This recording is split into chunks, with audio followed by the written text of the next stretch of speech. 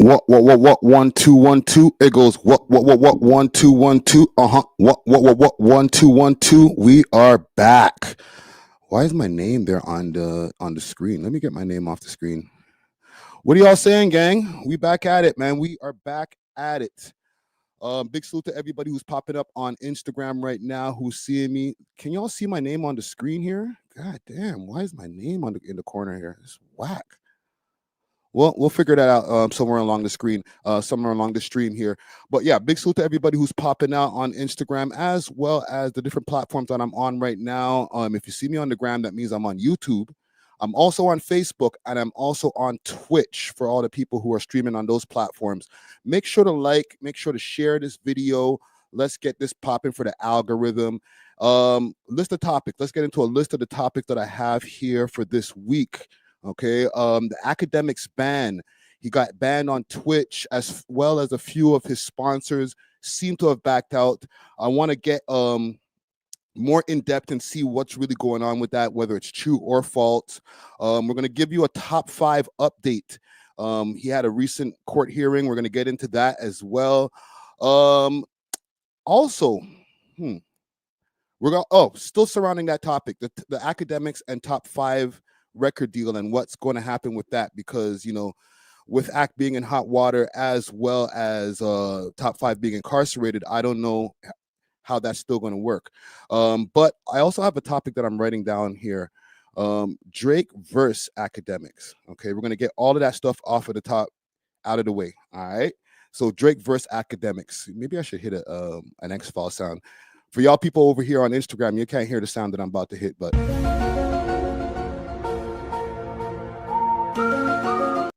I think that's the thing. That's the thing.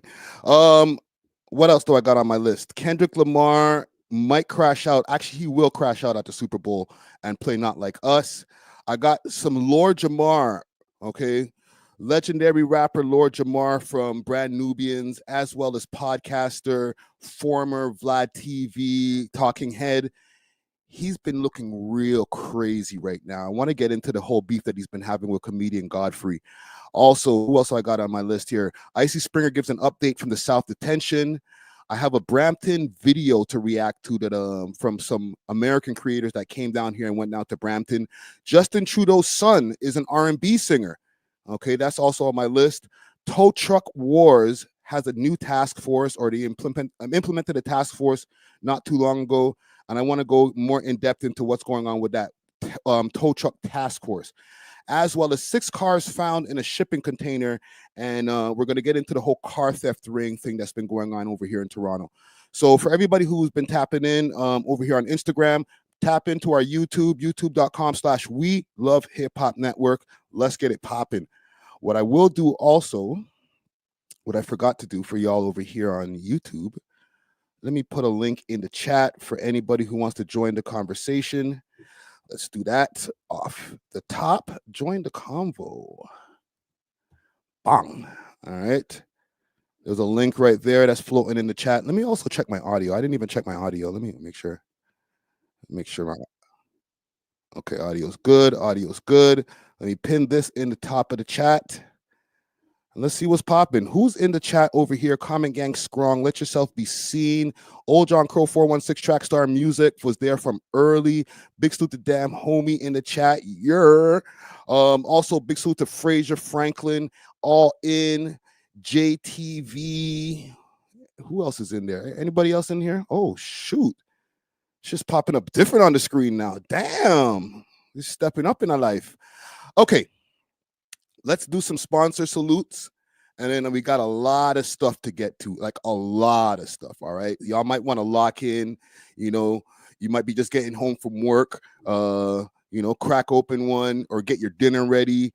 Roll up what you need to roll up, because we're gonna be locking in probably. This could be a 4-hour stream. I'm not gonna lie. I got a lot of shit to cover, but before we do that, let's get into the sponsor salutes. I want to give a big salute to Cans. Okay, Cans right here. I got a can right here of some of that fire, that fuego. All right, I'm going to do a little read up for Can right now. Discover Cans where quality meets innovation with 24 premium strains, each carefully sealed in our signature cans for maximum freshness. We're redefining the cannabis experience, trusted Canada-wide for consistency and reliability. We deliver the products you deserve. Elevate your experience, expectations, and explore the difference with Cans. All right, you can find Cans on their Instagram page, Cans_Canada1, or you could also find them on the Diamond Club Instagram page, Diamond Club_Canada 2.0. Also Diamond Club_ Ontario. Go to the link in the bio, go to the menu. They got so many different selections in there. Use the We Love Hip Hop code on the way out and get yourself a nice little discount.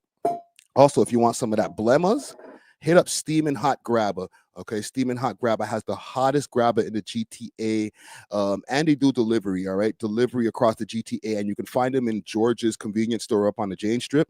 For my people who live over in the West End, hit them up on their Instagram page, Steamin' Hot Grabber. Use the code We Love Hip Hop and get yourself a little discount. You heard me? What else do I got here?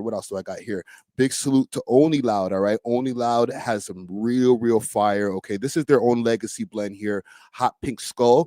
But you could also find like Astro Pink, Sixpence, all those different like popular blends. They also carry under their umbrella. Hit them up on their Instagram page if you want delivery across Canada, delivery same day in in Ottawa, as well as Toronto. That's Only Loud _Canada. All right. And you could also find them on their Snapchat, onlyloud.ca. Who else? One more. Big salute to the gas station. The gas station is a really dope dispensary. It's located in the west end of Toronto, right there by DuPont and Dufferin, right there by 260 Geary Avenue. All right, hit them up. They got all different types of piff in there. Plus, you can get yourself some grabber and backwoods. Like I'm talking like exotic backwoods. The chocolate, the Zaza, Russian cream, vanilla, all those different type of backwoods for a good price. Go over to 260 Geary Avenue and check out the gas station. Hit them up on their Instagram page, The Gas Station 416, and tell them the We Love Hip Hop boys sent you. Also, this sweater, big salute to Grab a Grabber. All right, they gave me some nice grabber shakers. They gave me some what are these? Some grabber tubes. All right, I thought it was some spliffs, some pre-rolls, but it's actually grabber in the tube. So I'm gonna open one of these and put this on my next spliff. But salute to all the sponsors, man. We blessed. Okay, I want to show y'all something before we get into our topics, man. I did an interview last night, and I already have it available on the member section. We working. I did that quick, fast. I wasn't playing. I edited the interview literally right after I was done interviewing this person. So if y'all want to become a member, and big salute to all the people who are members already. Who's our members over here? We got about, I don't know, 8 to 10 members, maybe a little bit more. But we're always looking for more members. Let me see to the member section. Quentin Miller interview on the way.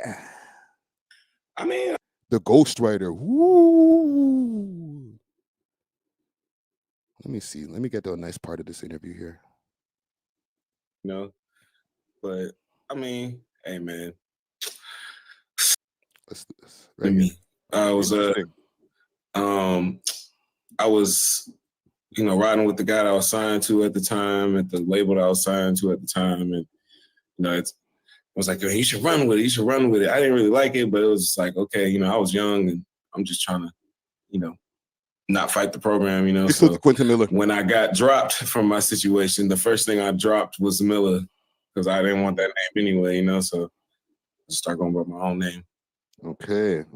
And one thing I noticed, because everybody knows you, Quentin Miller, for being the ghostwriter, you know what I'm saying? But besides your own music, like rapping and stuff, you produce beats. Like I seen you on the production. I make beats sometimes. Let's get to a juicy part of this shit. Pause. Little discount. Salute to the sponsors. Cheer. About the Nicki shit? Yeah. I just got, I had like some barbs do some memes about me, a few times, But I mean, hey man, Nikki, man, hit my phone, man, because my family loves you. We all love you. Everybody loves Nikki. Come on, man. I need to know what an attack from the Barbs feels like, just so preemptive in case I ever fuck up. You know what I'm saying? No, it was just a couple memes, you know, just a couple memes. But they don't try to block your Instagram and different nightmare shit that I heard of. Man, I ain't trying to speak that to existence. I'm sure they have the ability. Dox you, all kind of wild. I don't want no more problems with Nikki. I really would love to work with Nikki one day, for real, man. Like, you know, despite all the bullshit, because she's definitely an iconic artist, and yeah, she's one of the best to ever do it. So I hate the politics of shit, man, that be messing shit up when you really just want to be a fan. You know, I started off a fan of. Big thanks to BJ Gill in the chat over here. He said, definitely a solid interview. That's one of my members right there. Member. Yo, listen, salute to Quentin Miller, man. I asked him some tough questions, some things that he wasn't really trying to get into again. I know when people see Quentin Miller, and, you know, myself included, you want to ask him about Drake shit.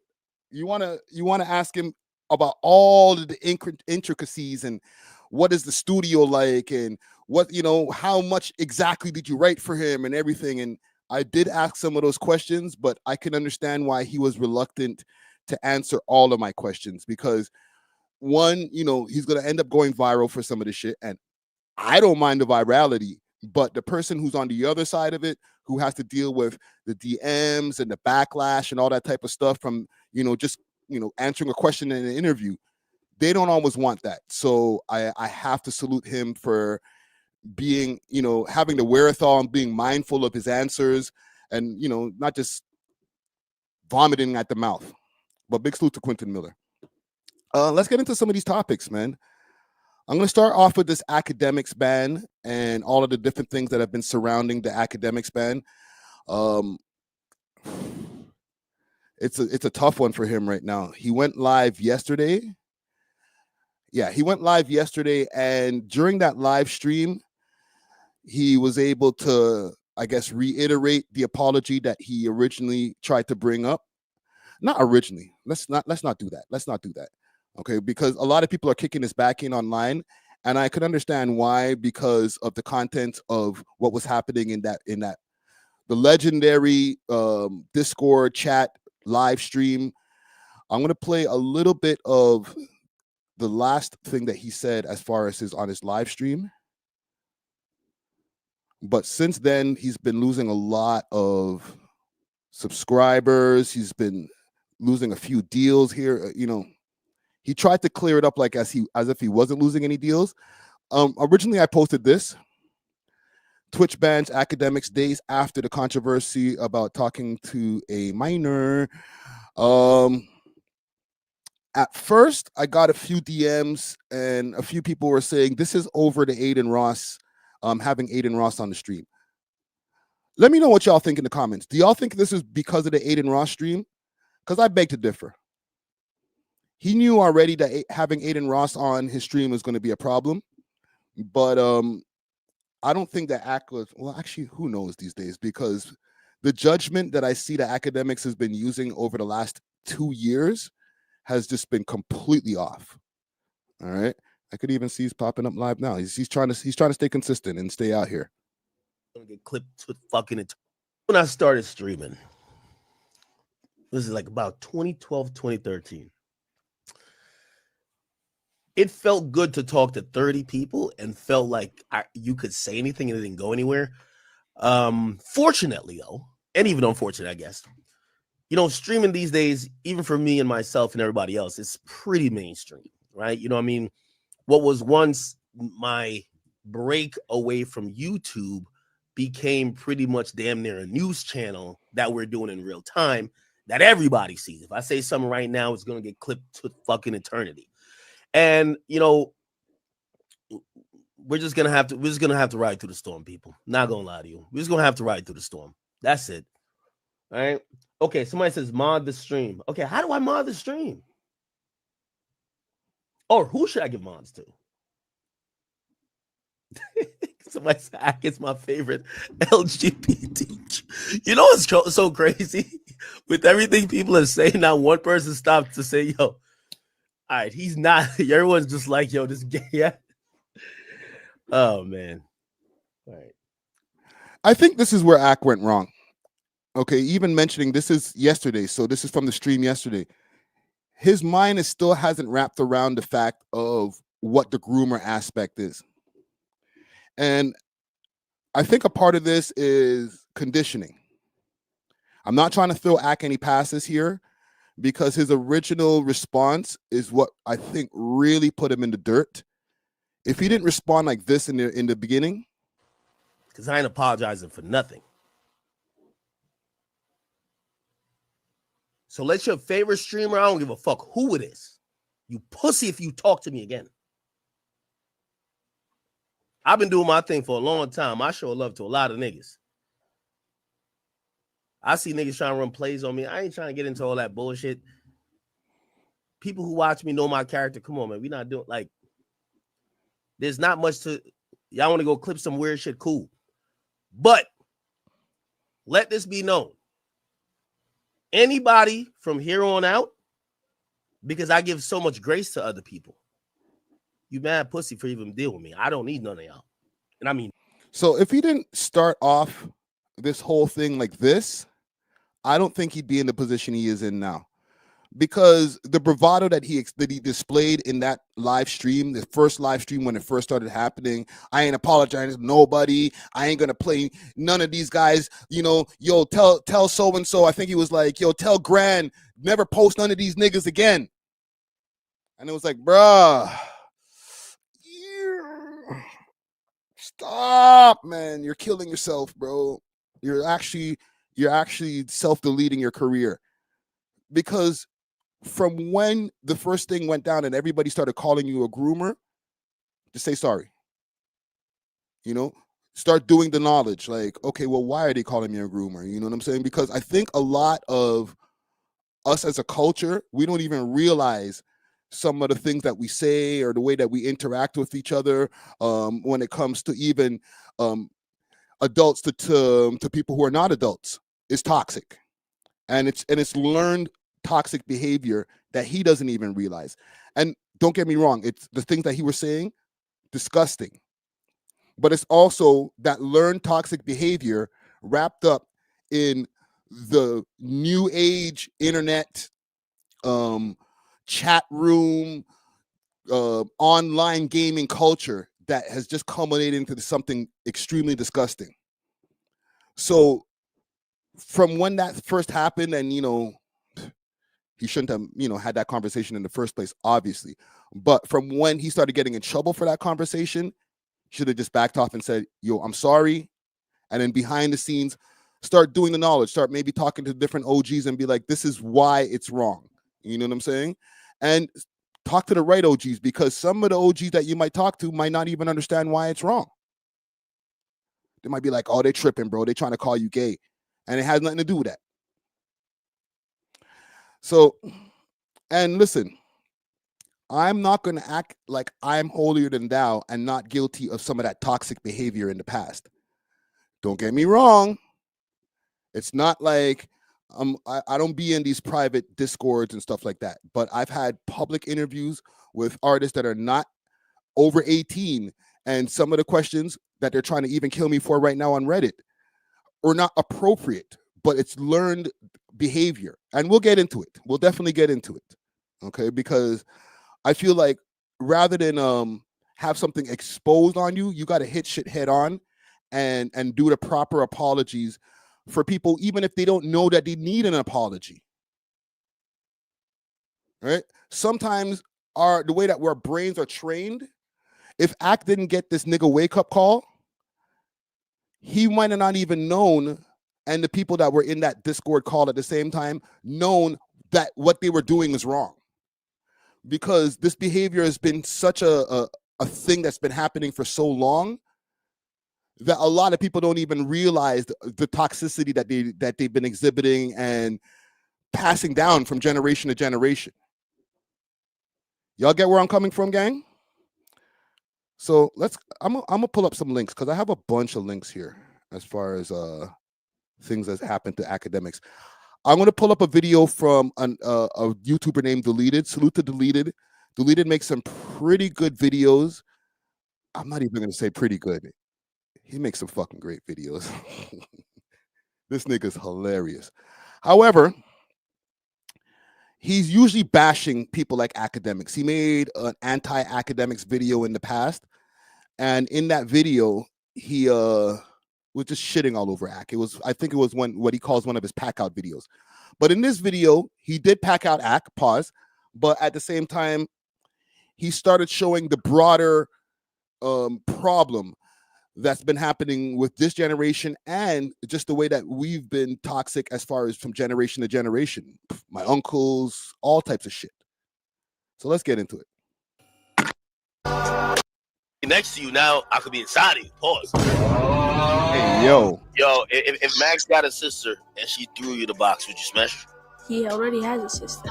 All right, if she threw you the box, would you smash her? No, because I'm 15. What that mean?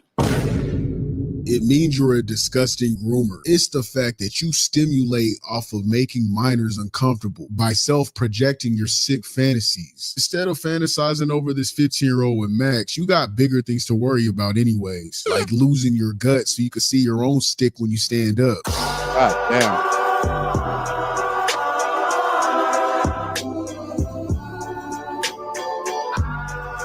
Okay, let's go a little bit further into the video. His intro is just...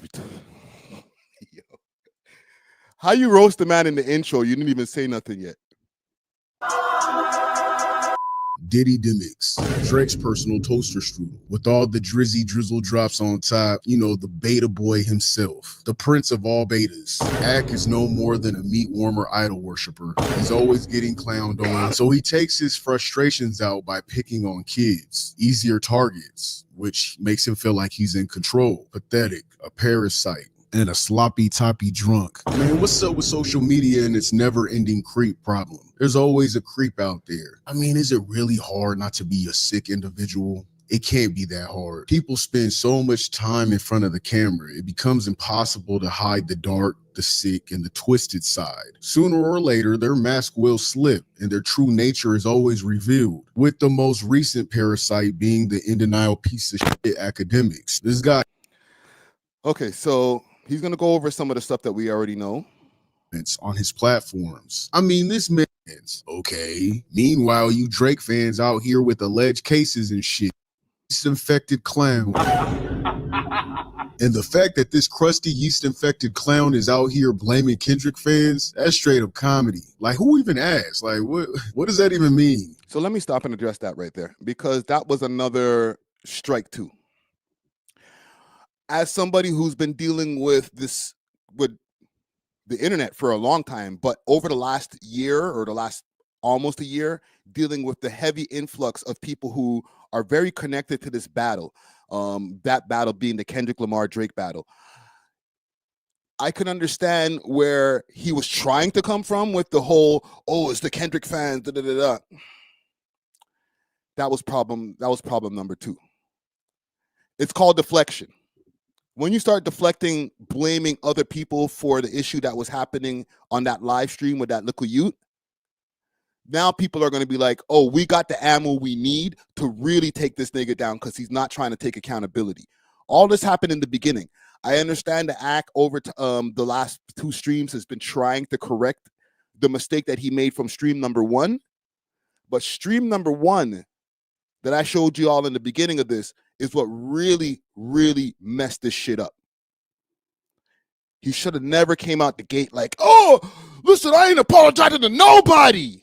Like, bruh, that's not the energy that you got to have when it's time to correct yourself in regards to things that are happening with minors.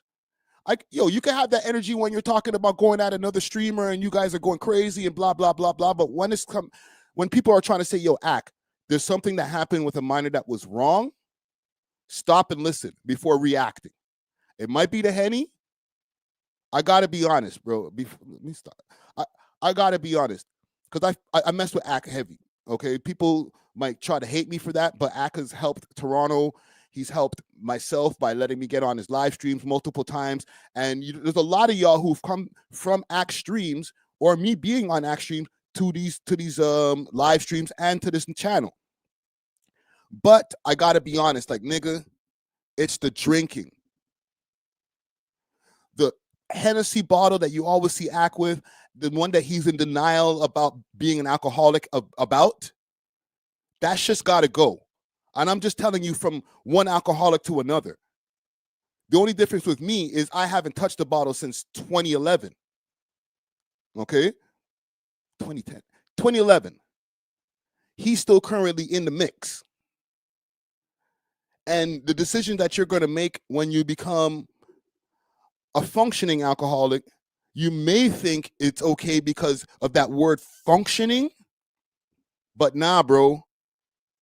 Some of those decisions that, when it came to, the homies, having certain homies around and letting them three-way that or two-way the chick that's now currently has a case on him, Hennessy fueled decisions. You make better judgments when you're sober about who your friends should be. Okay? When it came to the time when, even in that same incident, and getting on his own podcast and talking about it in depth, the man has the Hennessy bottle there. And also, you're the biggest person in your crew.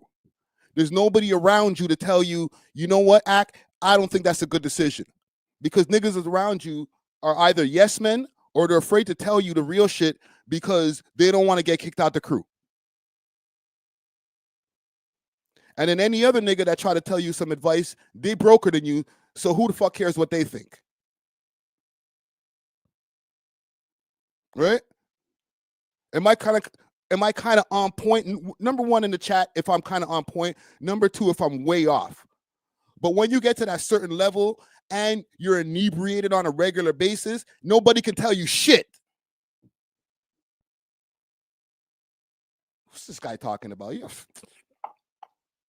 What's this guy talking about? I'm rich, bitch. I'm the biggest streamer out of all these streamers, and I did it with the Hennessy bottle. So you're going to tell me to put it down? That's the Hennessy bottle's not the problem, or I wouldn't have been this rich. I can understand that mentality and that rationalization because I used to be that person. You know what I'm saying? I used to 24/7 with the bottle. Still getting crazy paper. I'm out there on the street making all my chops. I'm one of the smartest drug dealers on road. Ain't nobody can tell me that alcohol put me in a bad direction until I got into a drunken stupor and a fire happened in my house and they found a gun. I guess alcohol didn't work all that I was supposed to, right? You're all on top until you start falling off. Trust me. Peace Love says, luxury cars in the driveway, got ninjas on cloud 9. Hell yeah. Oh, you wake up and you have Hennessy for breakfast when you made it. I'm rich. Niggas tell me I'm an alcoholic, but I'm rich already. So what can you tell me? Nah, bro. Put the bottle down, bro. You put the bottle down. Now you're not yelling at Shorty in the middle of a shopping mall about, I'm the prize. That won't happen. You're going to start thinking and say, you know what? I'm Akademiks. I'm super famous. Let me not be out in public acting crazy, no matter how mad I am at this chick. Okay? The Hennessy won't have you hanging around with niggas like Cap the God, who could lie to you and tell you, yo, bro, help me get my chain back, and then still have called the police.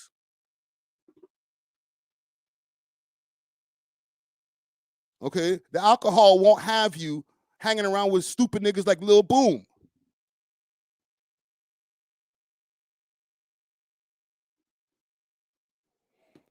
Boy wants to know, here's a question. Was the bottle taking over, or was it his ego and lust for attention? It's the alcohol helps to fuel all of that. But in the end of the day, if you have that, that's going to be there whether the alcohol is there or not. You're going to have that type. You're going to have the issues that you have whether you have alcohol in your body or not. And I'm talking from experience. are still going to remain, and you still got to fix that. But the alcohol definitely helps to intensify and enhance the shit. I'm all over the place today. I can't even talk, bro. Shit got me so pissed off. Like, it's got me pissed because I mess with Act, and I don't want to see the man in the position where he's in. But, bro, you did wrong. Just admit it.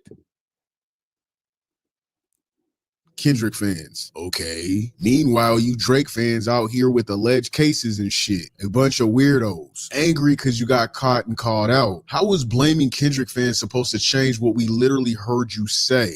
So, okay, there's a part of this video that was very poignant to me. SXM, holler back at me later, bro. I'm not taking any calls yet, bro. Let me finish the segment. Get my back in. I get nothing from it. I don't benefit if Max go up. I don't benefit if I support him because I like these guys.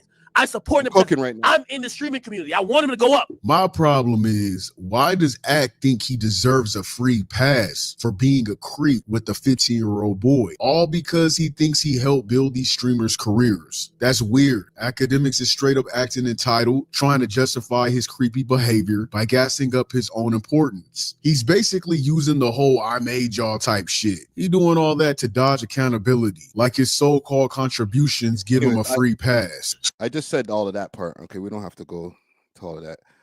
So let's go to the updates.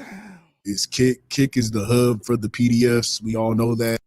To put us up there with Akademiks. Happy Dad said, man, we are good. You go do that. We done. Fuck that. You guys got us into social media blackball for his sick allegations. And when I say blackball, I mean from high profile streamers and a social media ban from paying platforms. So while I was making this video, it seems that DJ Akademiks has been banned from Twitch. Or Happy Dad has cut ties. Happy Dad said, fuck that. You guys got us into some shit all year long. Y'all ain't about to put us up there with Akademiks. Happy Dad said, man, we are. You know what? Let me double check on something, because I know, and excuse me to delete it, I know he's cooking right now, but I want to make sure.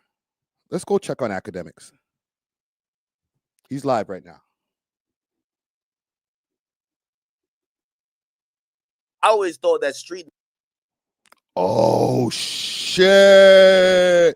Okay, no, it's still there. Think it's not supposed to do, but if you're a civilian, you're supposed to do it. I'm just looking in the corner right here. He's talking about ASAP Rocky and all that, which I don't give a shit about like that, man, but it's all good. Is that the Happy Dad stuff in the corner right there? Because remember he had the death throw Happy Dad in the back right there? Or is it right here? Let me know, gang.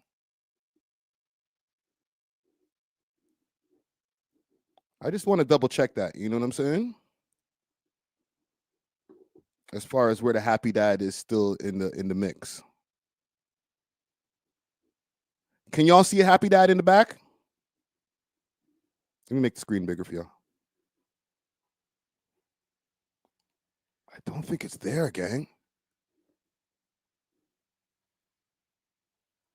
That's not Happy Dad in the back anymore, bro. That's not the same death row one that he had before. Oh, Shiza Miza. That's crazy.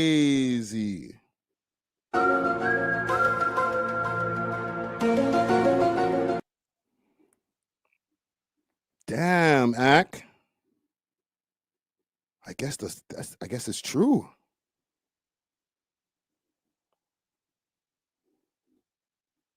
That we done, and people notice that Steak hasn't followed him. We're still waiting to hear from YouTube.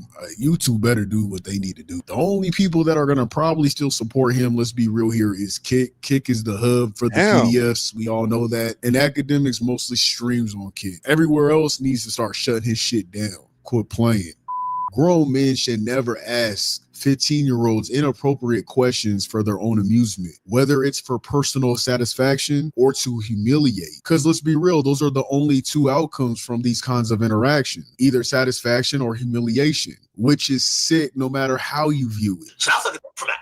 You know what I mean? Y'all can't cape for this kind of behavior without making yourself look like a degenerate bitch. I'm sick of seeing people saying it's out of context. There's no deeper context than what was heard being said to a 15-year-old boy by a group of 30-something-year-old men. It's fucking weird. I mean, while many criticize academics, the streaming culture has remained complicit.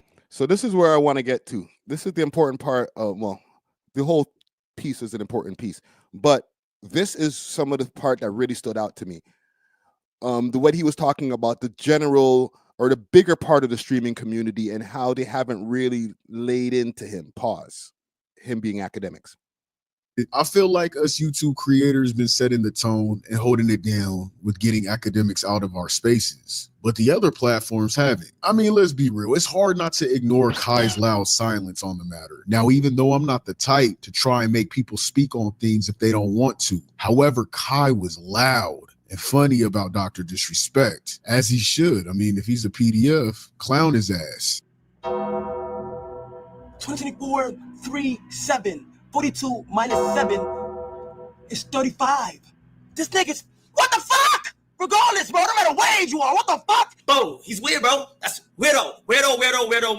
Yes, weirdo. Yes, Chris from Mr. Beast, bro. It's fucked up. It's weird. He was also very loud and serious about his cameraman, but then he's silent when it comes to Akademiks. And I'm not just talking about this past recent situation with the 15-year-old. I'm talking about all the allegations on Akademiks, including the great that the victim came forward and expressed. And I have yet to see someone like Kai or any other streamer react to their friend Akademiks the same way that they reacted to other content creators. I mean, then again, his take on Black Americans make me realize he's probably just protecting his own people. I'm not cultured at all.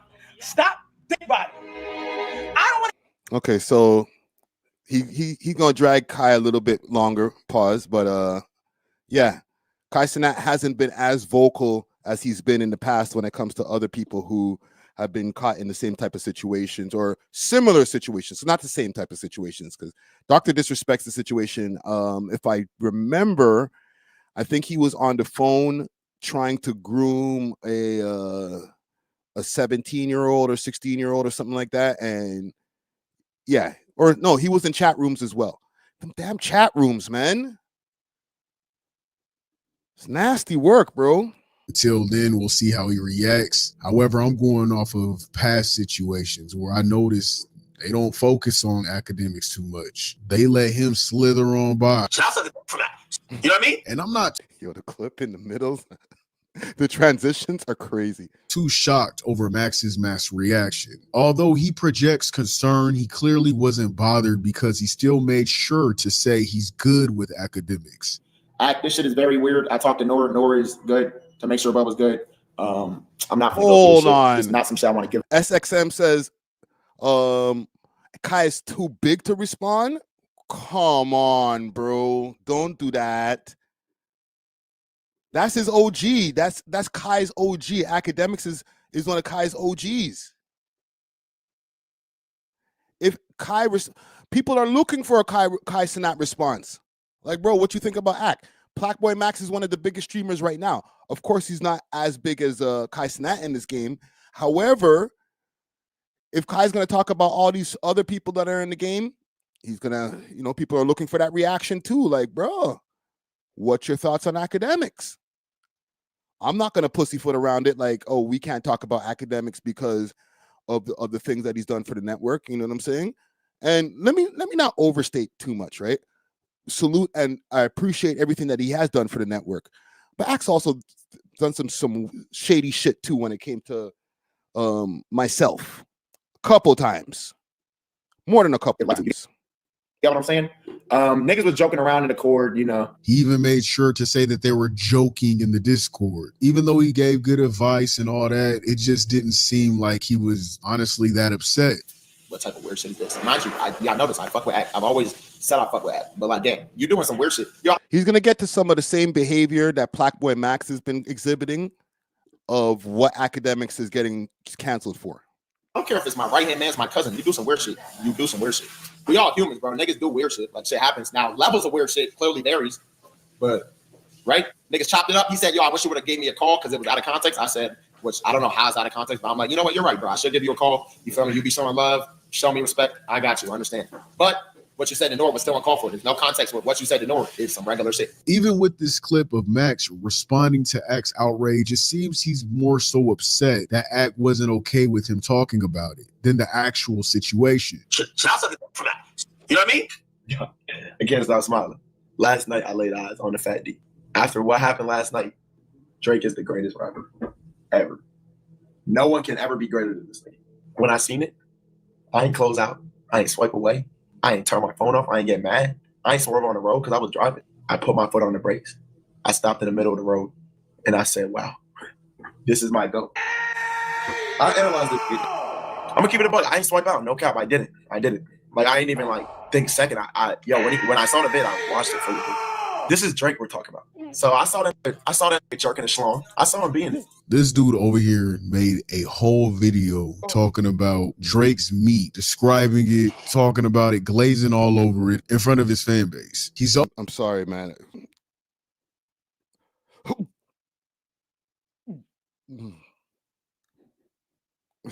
Man, I'm gonna have to go get some water, man. Oh, you make me puke, bro. What the hell? Stop this, man. Always saying inappropriate, crazy shit in front of his predominantly child audience that basically catapulted his career of being weird and a fan. Dad, I know you're in here. I'm sorry, but I went on an all-time spank session today. Real. I'm talking about, I beat my meat to sleep. I woke up beat. You know how niggas wake and bake? I wake and beat. God damn, nigga, what's going on here? Like, I mean, shit, it's talking to me, bitch. I ain't bring it up. Oh my God. Yo. That nigga cute, and I know it's long. I was a yo.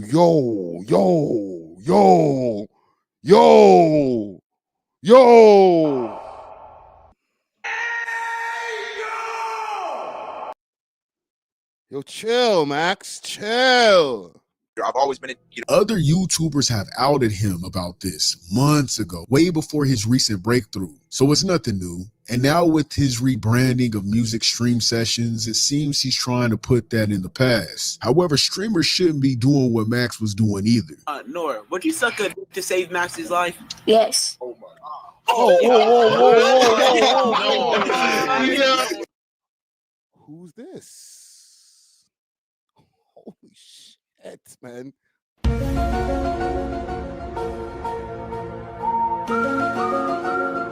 And listen, this is not no Akademiks cleanup over here. I'm literally reacting to a deleted video. Deleted, who's usually the Akademiks hater, is bringing up points that are, I guess, sort of kind of defending Akademiks, but not really. Okay? What I think Deleted is trying to do is he's trying to show that Akademiks ain't the only one who's out here talking dirty shit to these minors in these rooms. No.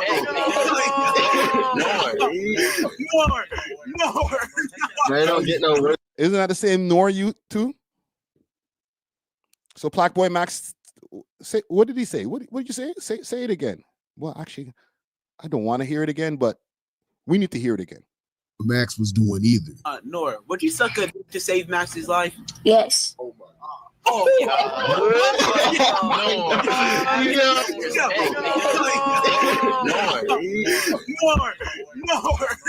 Man, don't get no worse than this, bro. Okay. No hesitation. Okay, no hezzy. Repeating no hezzy and laughing nonstop gives off the vibe that talking nasty with a minor is just normal and okay to do on your stream. Whether you're reacting to the clip or not, you're laughing about it. And saying no hezzy, which is short for no hesitation. That's not cool. Max wasn't directly talking to a 15-year-old in a way like Akademiks was. However, acting freaky on stream, knowing his main audience are kids, makes it seem like that behavior is acceptable. All these streamers need to stop being weird, stop being fans around the youth. It's not okay. The difference is that Max is younger and feels more relatable, so people are cool with it. Meanwhile, Ak is older, overweight, less appealing, which makes it come off as creepy instead. Max. They both do the same shit. Just one feels a little different. Yo, I'm sorry, guys. I'm sorry, man. I need to go stand in the corner for that one right there. Jesus Christ, Friday, cut it out. It feels more relatable. So people are cool with it. Meanwhile, Ak is older, overweight, less appealing, which makes it come off as creepy instead. Max seems funnier and more in touch with the young humor. So kids are okay with it because he fits in with their vibe. He looks like one of them, even though he is an actual adult. However, it's never okay to hyper focus on being a fan in front of a kid-based audience. It's sick. And you know his fan base are children, because we go back to his mod, who was 15, and he's also signed to FaZe Clan, a gaming organization whose audience are primarily kids and teens. You used to get your mods to get porn stars to hop on your streams. Yes, I used to have my mods do I used to send my mods would hit up girls when we needed girls for E-dates, etc. I don't know why niggas. How you see? This is what I'm saying. It's part of a bigger problem that's rooted from our toxic masculinity from back in the days. All right. I also got to give a big salute to FD Signifier, who did an amazing breakdown that we're going to check out in a minute as well. We're going to check it out after we get to some of the stuff that people have been trying to cancel me for. All right. Niggas trying to spin that into, like, niggas going fire for fire. Like, what the fuck? I don't understand why. And the thing is, Akademiks is a snake, he's a parasite, and he's pathetic. So he's willing to bring down anyone and everybody. This is not where I'm coming from with it. I'm just not one of those people that are blind just because I dislike Akademiks. Max has been called out for the same weird behavior time and time again, but it's been overlooked. I think it's time to shed light on everyone that does weird ass shit. I'm sick of it. But what you expect from the Drake fan base? You know what I mean? So honestly, both of them are weird doing that shit. The reason why I think with Nor is different. Ta-da! And then this is his homie Silky is going to encourage the same talks, right? He doesn't go to school. I don't think Nor goes to school. You know what I'm saying? Like I don't think Nor has a life. Like, you know what I'm saying? Like that's why I look at it crazy. You know what I'm saying? Because Nor be sitting there crying, and I'm hearing the calls like Nor is sitting there crying, begging niggas for bread. And he's making Max look crazy, like begging niggas in the call for bread. And Max can't be sending this nigga bread. Lacey be sending niggas bread. You know what I'm saying? Now this bozo right here is a dumbass. Blaming a 15-year-old for their actions of a grown man in his mid-30s is wild. It makes me question what you're really about behind the scenes. This is exactly why people stay silent when bigger issues happen. Calling it clout chasing and bringing up money has nothing to do with what was said to this kid by a group of grown men. A kid is going to be a kid. A teen's going to be a teen. Whether it's disingenuous or not, he's still a fucking kid. It's important that we act as OGs to these children and help guide them to grow into better people. And when I say OG, I don't. Let me read this comment on the screen. Big salute to SXM. He says, this is COD chat, Call of Duty chat that just got recorded and demands on it were popular. Yeah. But the part, and I mentioned this in the podcast episode that's out right now, that's doing great. Salute to everybody who's been tapping in. That this whole gaming, online gaming culture where adults and kids are able to interact in the same, I guess, virtual places and have conversations, whether the conversations are of these types of natures or even if they're innocent conversations, I don't care. None of them should happen. Okay. I don't think that anybody should be able to get onto a virtual online anything without some type of age restriction on it. That's just me. But I'm a boomer, you know what I'm saying? Or I'm a Gen Xer, but at the same time, people will call me a boomer. Say, oh, you don't know, bro. That's just how gaming culture is, bro. You know, teach your kids. There's only so much you can watch your kids when they're playing these games for sometimes 6 hours straight. So you don't know who else is in the chat with them talking all type of shit while they're talking bare shit too. But they're kids. The other person is an adult. I mean literal, because I know you guys are really over obsessed with age. A 23-year-old is an OG to a 15-year-old. As an OG, you need to guide these kids. Grown men in their 30s have no business talking to a child about being inside another man. What the That's the crazy the part. fuck is wrong with y'all? Shout out for that. You know what I mean? This is their friend group, by the way. All of them. Everyone that I just showed a name, this is their friend group. They all game together. They all chill. They have a huge fan base full of kids. This is what inspires the youth. But see, people who carry unresolved childhood trauma and live in denial about it, they often justify or downplay the way Act spoke to this 15-year-old as if it's somehow acceptable behavior. I feel like the content creators have only been the ones to call out grooming Stin with his John Wayne Gacy looking ass. But the streamers That is insane. These are the opinions of the deleted, bro. Because that is insane. They called him John Wayne Gacy. Whew. I gotta let that one breathe for a second. That's a hard shot. really haven't. And if they have talked about it, they're either caping for this dork or they're treading very lightly around the topic. I mean, let's be real here. When I was younger, there was always an old head or someone that you called older bro talking the same way to us, the way Act did in that stream. We thought it was funny. We thought it was normal. But as you get older and times change, we advance as a nation. Somebody said, oh, salute to peace, love. Says Act let Drake down in the situation. We're gonna get to the whole Drake and Akademiks relationship or lack of that I think is developing right now. Okay, because I really, really feel that Drake took a shot at Akademiks. But we'll get to it. We'll definitely get to it. And as people.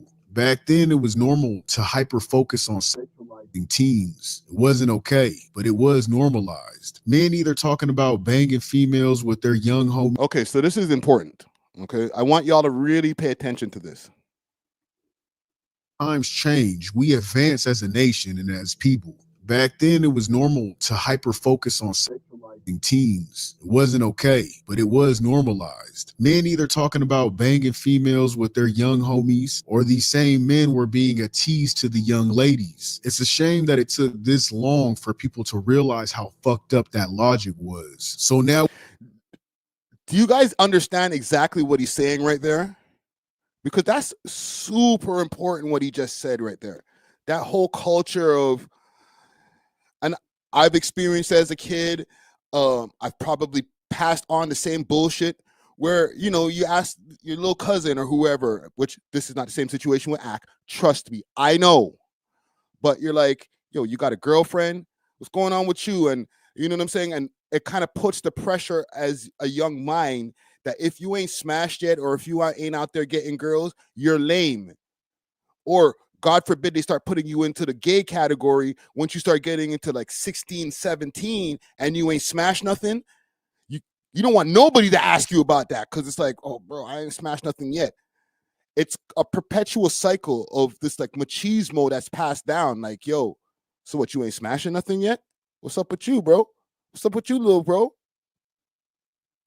It's toxic. You know what I'm saying? It's happened. Anybody in the chat who's a man, y'all dealt with this. And we're not going to act like we're not. Actually, let me see how truthful y'all are in the chat. Have you ever had an uncle, an elder, or somebody who's like, what are you saying, little man? So what, you out there, you doing your thing yet? 1 in the chat if you've ever had that. 2 in the chat if you've never had a family member, as far as male family member, who's asked that question. We ain't even going to talk about the female family members who, you know, will be like, oh, look at you got a little girlfriend. Right? Start making you feel funny about it. Like, stop. Right?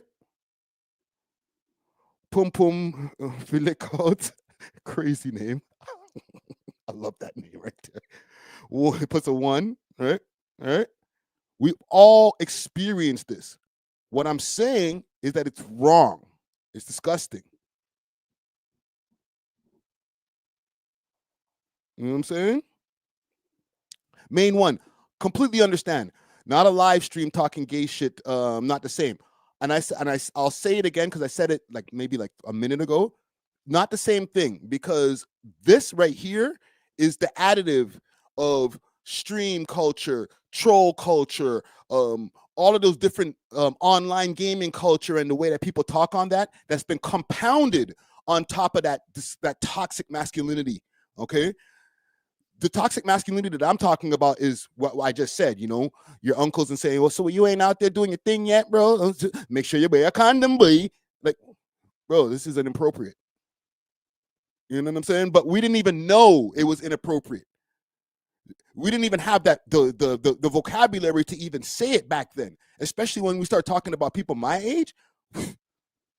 But I feel like people who are in their 20s now and 30s for sure can relate that you had what you didn't even realize was inappropriate conversations with adults in your family, and they didn't even realize that it was an inappropriate conversation. Shit like this is actually bringing these types of things to light, and now creating think pieces where people are like having to re-examine themselves, myself included, of what is appropriate and not appropriate when you're talking to the youngins. If this was 20 years ago, I don't think Ak would probably even be getting the same heat.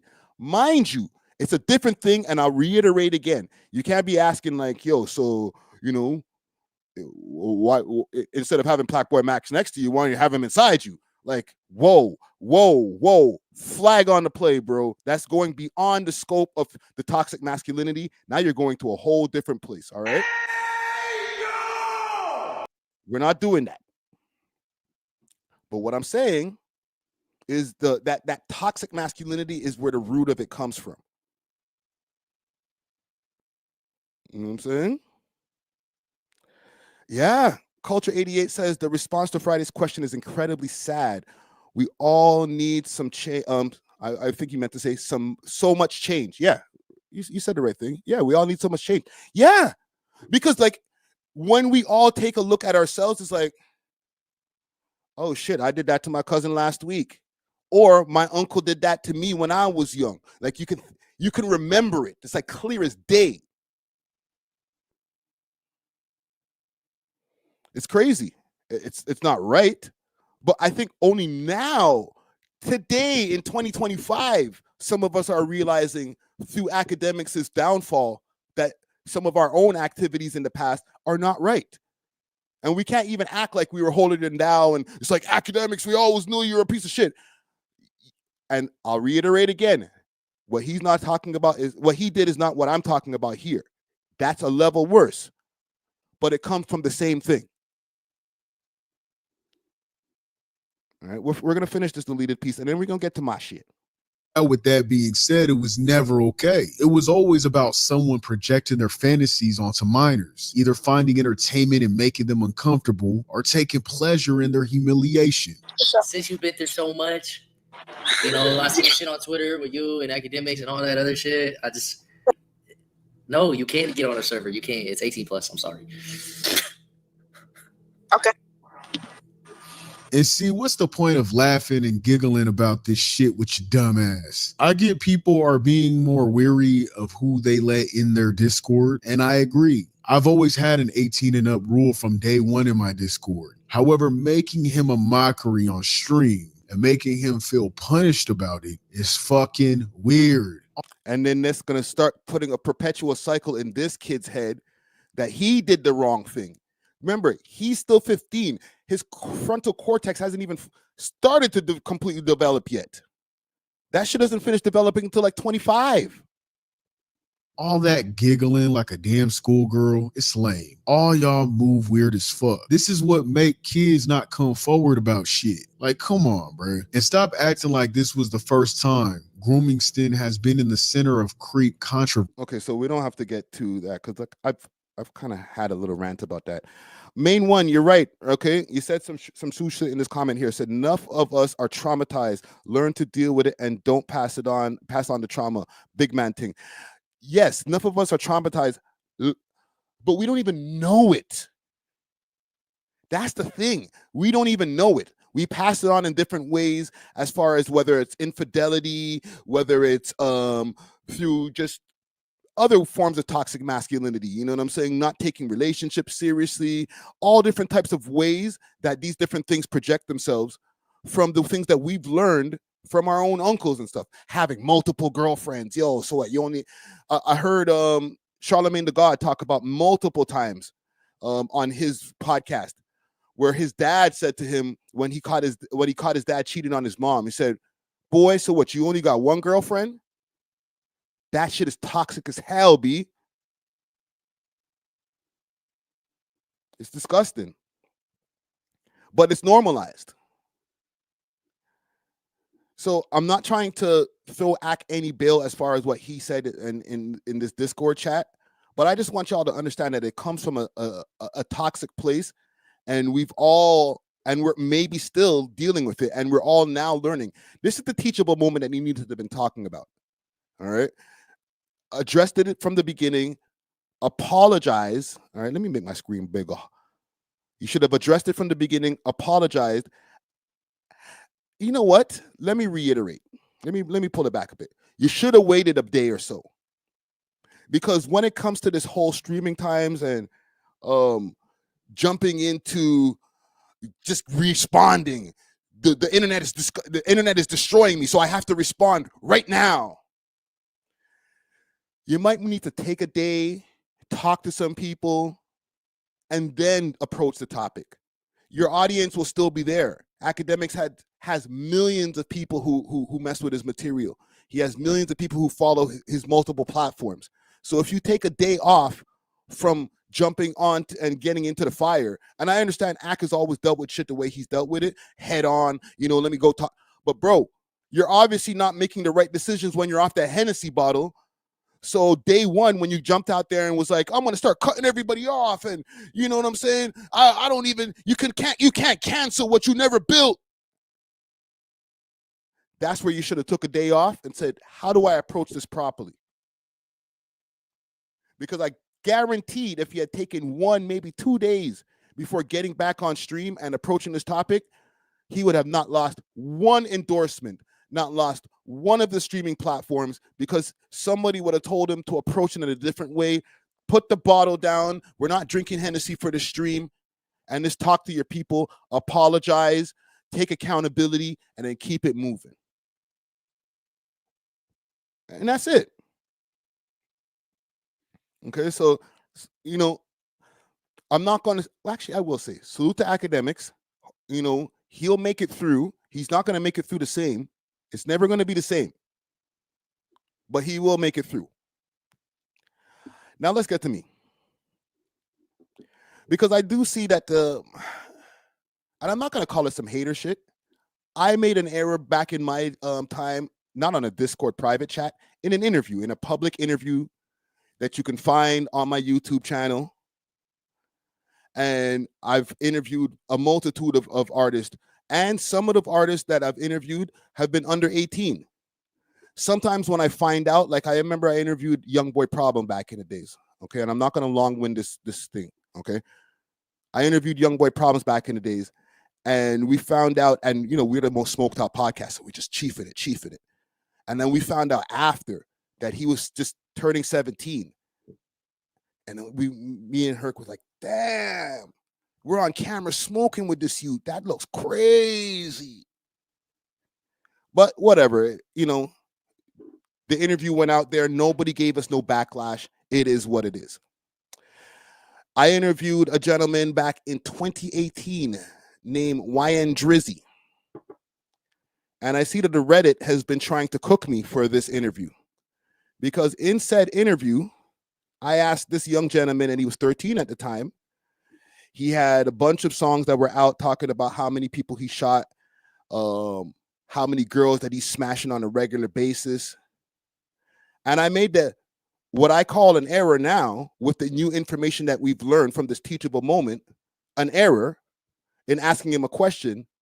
If he's, based on the lyrics that I'm hearing, I'm like, bro, I'm hearing all these lyrics. Are you out there fucking already? Inappropriate Friday. Wrong. And I'll play the clip in a second. But before I even play the clip, I want to apologize. Even if this kid who I've spoken to today, and he's already responded, doesn't realize that he needs an apology, because he might not realize that he needs an apology because of the toxic behavior that's been passed down cycle to cycle, to not even realize, and none of us realize, or his manager who was in the room at the time, that that was an inappropriate question. Okay, so for that, I will apologize. Let me just respond to this in the chat. Friday, chill, bro. You snitching on yourself. No, I'm not. I'm not snitching on myself, because this is on the internet. It's on the Reddit, and it has whatever traction that it has, minuscule in the grand scheme of things. But if you don't address these things head on when people are trying to cancel you, it looks like you're trying to hide shit.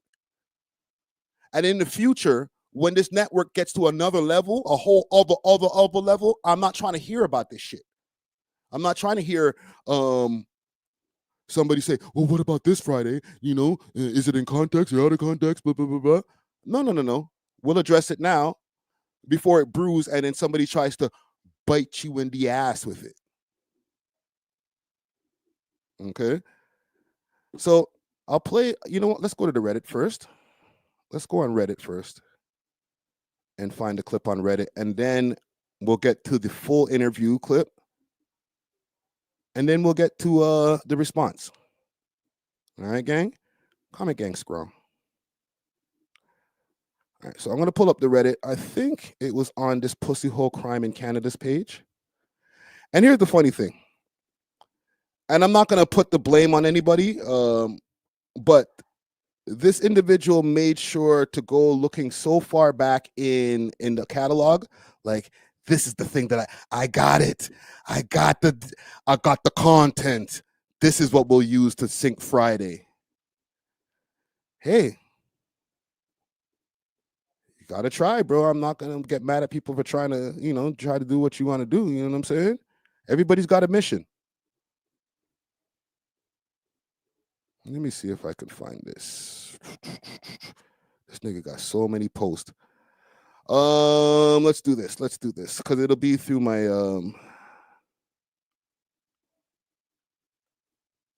okay, here it is. Okay, so here's the post. Crime in Canada put this on the Torontology post. It said, Friday Ricky with an I, because he's trying to be cute. Ricky Dread from We Love Hip Hop gets exposed for being creepy and asking a minor about his sex life. Because I'm listening to the raps, right? Okay, I have a personal question for you. Okay. Because I'm listening to the raps, right? And the raps are like, as a 13-year-old man, right? Because I say man because your raps are very mature. Mm. Are you out there fucking?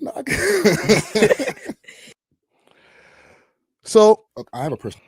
I'll say again, very inappropriate.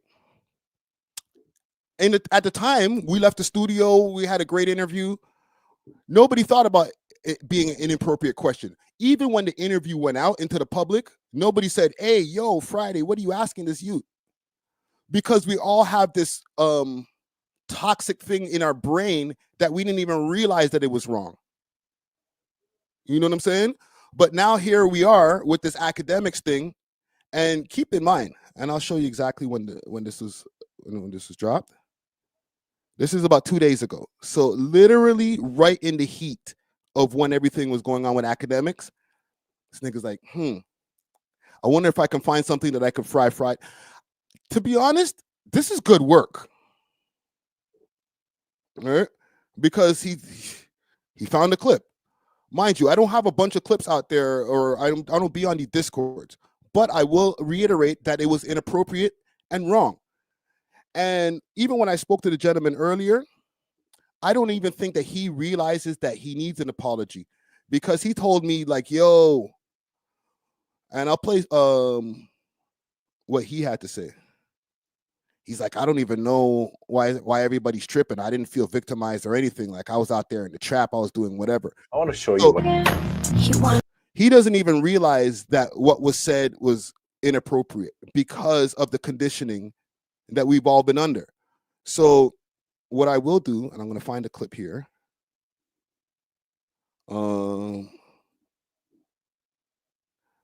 Before I even react to the clip, I will once again apologize to this gentleman.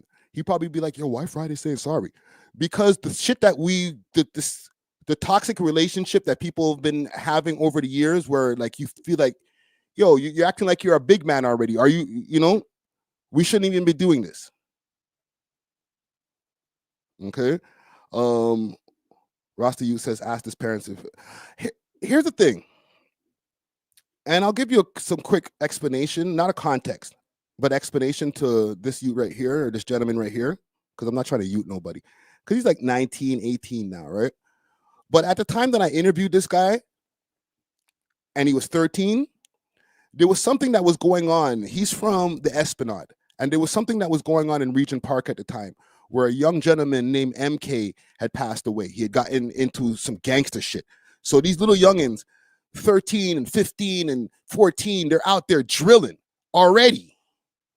They went from being lookouts for someone for the older man them to in the field, just because the world moves so fast that somebody who might used to be a lookout at 10, 11 years old, which is crazy, is now, by the time he's 12, 13, finding his ops at high school,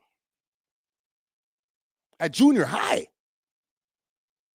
Right? I've covered these types of things here on the live streams and in the podcast when it comes to these kids at school shooting at each other and shit like that. You know what I'm saying? It gets crazy.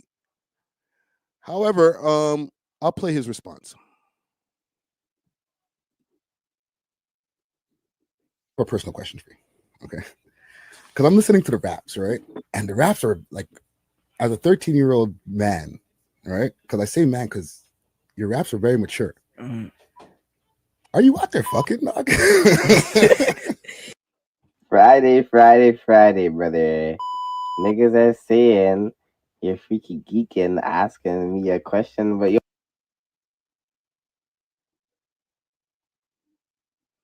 Why is this not playing? I hope my internet's not freaking with me right now. Give it a second, gang. Let's refresh the shit. My bad. To the raps, right? And the raps are like, as a 13-year-old man, right? Because I say man because your raps are very mature. Are you out there fucking, dog? Friday, brother. Niggas are saying you're freaky geeking, asking me a question, but yo, fam, what's even like that, fam? Brody, like, you guys all need to go on easy, fam. Niggas were running down the ops at 13. Niggas were even perking in that interview. So, like, it wasn't even one of those ones. The man said niggas is even perking in that interview. Bro, how you want the perkies at 13? I can't. Oh, man. So, like, it wasn't even one of those ones where, like, yo, fam, are you fucking? Like, he wasn't trying to, like, force me to answer a question, you know? So, like, fam, you guys need to go on easy, fam. I'm just not no victim. Fucking niggas are not playing no victim cards, fam. Real shit, fam. We get it in. Like, fam, you guys kill me, fam. Yo. No, that is a crazy question to ask, fam. Brody, I'm not gonna lie, fam. If I ask my little bro that, you're like, yo, Odie, fam. Yo, you're fucking fam. Right. So salute to YNDrizzy, okay? And that's you see the name over here, YNDrizzy. Go follow him up.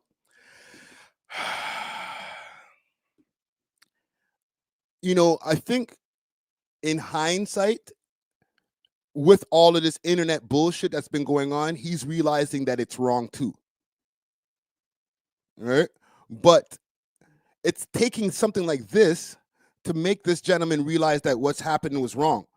Because to be honest, I could have apologized to him and he would be befuddled. He'd be like, what are you apologizing for? Because, bro, what I did was wrong and we have to unlearn this shit. You know what I'm saying? SXM says he could have been trending if he played the victim card. Bro, I don't even think that, and he's not a victim, one. And like I said, and I'll say again, he probably didn't realize, like myself included, didn't realize that the inappropriateness of the question. Okay?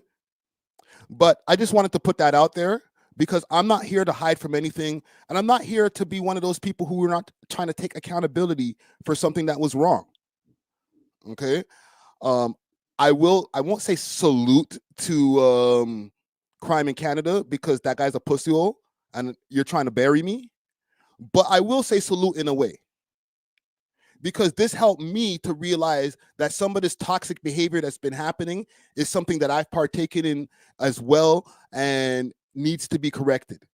Okay. And as far as like just the way to handle apologies and different things like that, not to just jump on the stream and, you know, smoke 20 blunts and be like, yo, fuck you niggas. What are you talking about? Oh, I'll never let you on my podcast again. No. That shit sounds crazy. You take accountability, you realize what the problem is, and you apologize. And that's what I'm doing. You know what I'm saying? So Crime in Canada, suck a dick. And, you know, for my people out there, that's what's important to me, man. Making sure that I'm transparent with my people. You know what I'm saying? And y'all my people. So let's move on. Let us move on.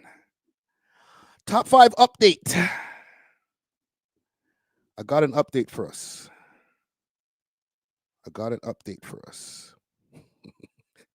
SXM said Crime in Canada K. No, man, allow him. Man. He tried. Oh, man. Okay. I got a quick top 5 update for us here. It's nothing big. I got some information that was sent to me via these Instagram DMs. And somebody was like, yo, his bail hearing was on Monday. Let's see if I could find that post here. There we go. Hassan Ali. So, Jesus Christ, this shit is so small. He had a bail hearing that was in, I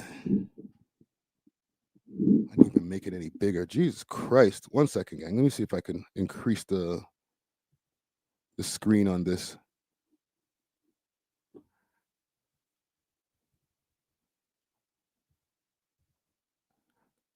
I have it on my phone there because I can't see the shit for shit. It was him and another Ali. Also, the people, you know, I think I reported earlier where I said it was his brother that he was arrested with. The other Ali that he was arrested with, they're saying is not his brother. So, all right. So from what it says here, it's Hassan Ali. It's got the number here of his case number. Short title of the proceedings. It was 10 a.m., 403, appearance type, bail hearing. And that's pretty much all I have as far as that paperwork. Now, we're here on Wednesday, the 29th of January. Obviously, if there was a bail hearing that went down on Monday and we're still not seeing Top 5 on road because, you know, Top 5 is, he doesn't know how to stay away from his phone. So if Top 5 was home, he'd probably be letting everybody know, like, nah, bro, they can't keep me inside. But as far as him being able to get through in this bail hearing, obviously I wasn't there. I might be going to some of these proceedings in the future because this is a long road. This is not, oh, Top 5 is going to be on road just now. From what I'm imagining, I would imagine that his bail was probably denied. But, bro, I don't know, man. The situation is not looking real good for Top 5. I'm going to play something because he had a situation with Akademiks where these guys were going to really do some different shit. And I remember I played a clip, and I'll play it for you again. I'm all over the place. I got so much different shit to show people. I got so much shit to show y'all. Let me go into my YouTube shorts from when initially the big thing went down. Right here. Big act in the building, man. The Academy Records. I told you I was launching, man. Listen, I dropped a $25 million bag. I had to do it, man. The first signees to the Academy Records, the biggest demons out of Toronto. Yo, Listen. Y'all artists, y'all don't have a hit song. Y'all not dripping like this. It's gonna take a while. Let me tell you this. For 5 mil, I signed it for 5 mil in his pocket. 5 mil straight. Hey, this guy been rich. I just gave him 5 mil just cause. Okay? Yo, yo. I'm gonna ask you guys in a poll just now if Akademiks really gave these niggas 5 million each. You got that. Tell him One dog sliding right now. He's sliding somewhere. Yo, listen. No. I had to give Boondog 5 mil just for him to stop sliding. That was only stipulation. No more sliding. It's over. Yeah, big act in the building, man. The Academy Records. I told you I was launching. Okay, so I'm gonna play what Ak had to say about the update about what's going on with him in Top 5. And as far as that money, because I even asked Ak behind the scenes, yo, are you gonna talk about that 5 million or that 25 million that you gave to the Wassas in Top 5? And he said, bet. And then he never talked about it. But then after the Top 5 got locked up, he did talk about it. An artist who, I believed in, a guy who I've met, like, I'm going to call him a friend. He just got locked up. If you guys don't know my man, Top 5, staunch Drake supporter. He's, one of the, the OVO supporters, but also he fucks with me as well. It's my guy. Unfortunately, my man, Top 5, Top 5 was arrested. What the fuck is this? He was arrested today. I think it was yesterday. But he was arrested earlier on firearm charges. The police apparently have been arrested everyone around him. And y'all feel so bad because I was with him in Jamaica. I know he was in Dubai. But, he had told me, he's like, yo, bro, I'm about to go back to the city. I'm about to whatever. But it appears to me that Toronto police are kind of upset that he beat his case and they're trying to do anything to get him back in custody. Yo, I got a significant investment with Top 5. Pay attention, gang. I got a significant investment with Top 5. Significant investment with Top 5. I don't know if I told y'all, I did a contract with Top 5 and Boondog and Pressa and my guy YG35. I think these guys from Toronto, not only are they legit, they're real niggas. I think their music could go. Everybody know Pressa's a star. That's a fact. But my nigga Top 5, we seen him. We chase him. They called my bro for 2 cases. I told y'all I'm gonna be. I feel like I've always been real. I gotta stop saying I'm going to be real in 2025. Like I've been real this whole time, man. Well, I'm going to really be really real in 2025. I think the nigga capping, bro. You don't like the nigga music like that. You like his personality. You like his virality. But like, and don't get me wrong, movie or 2 cases, cool song. But the way I could be like, we see him, we chasing. Like, stop the cap, bro. You don't like the nigga's music like that, fam. That's just your friend, Bridget.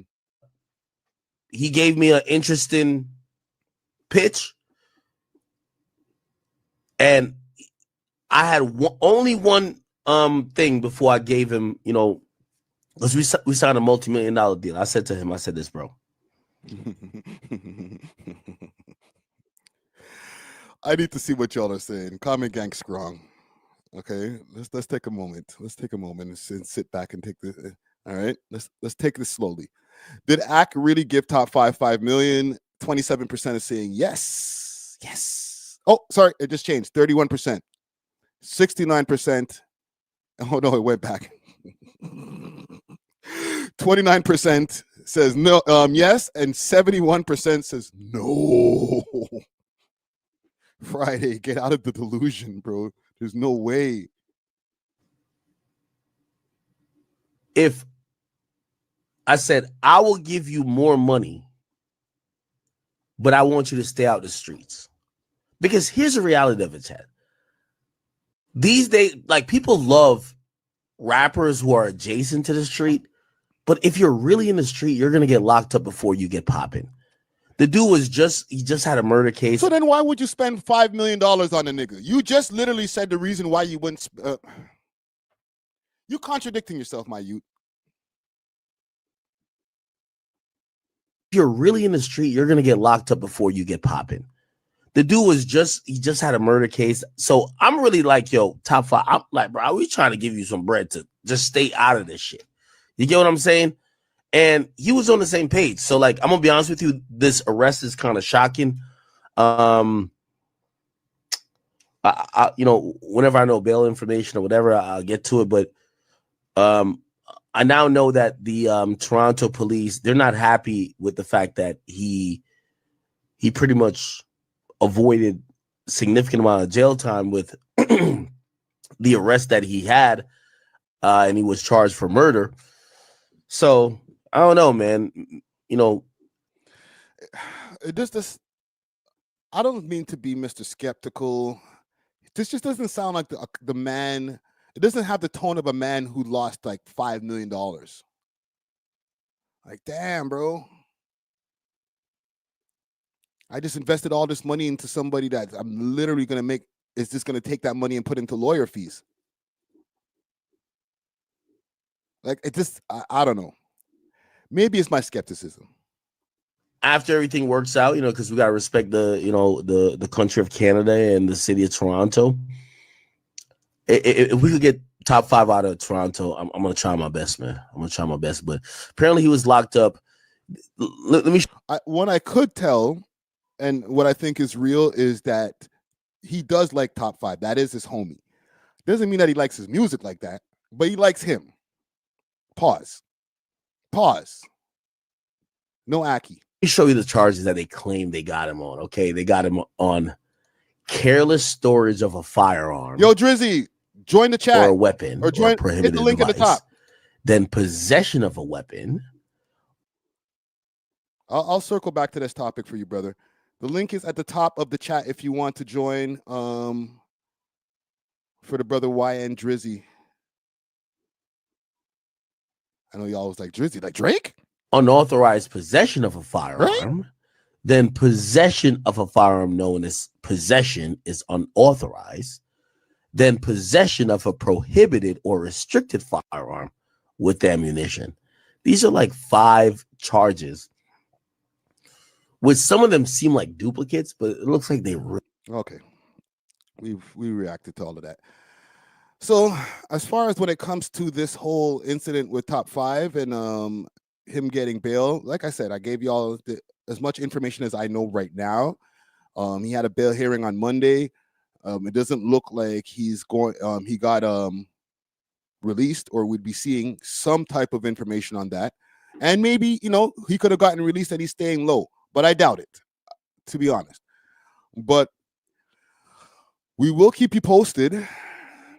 It's just unfortunate that, you know, top 5 being one of the most popular rappers to come out of our city from the underground scene, he had the potential to really, really help, you know, put the scene on his back.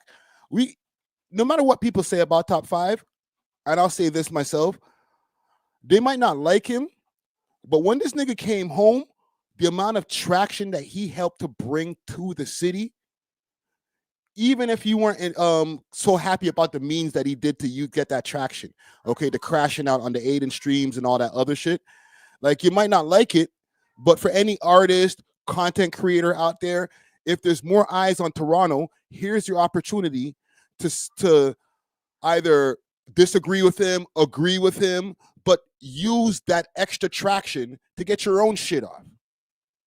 Don't hate on him. You know, do your own thing.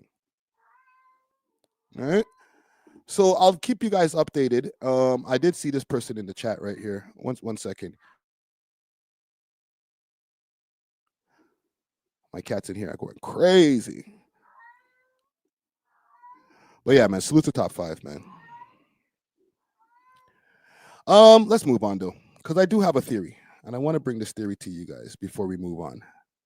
Okay, Drake versus Akademiks, and then we're gonna get off of all of these people because I feel like they're all in this one universe: the Drake top 5 Akademiks.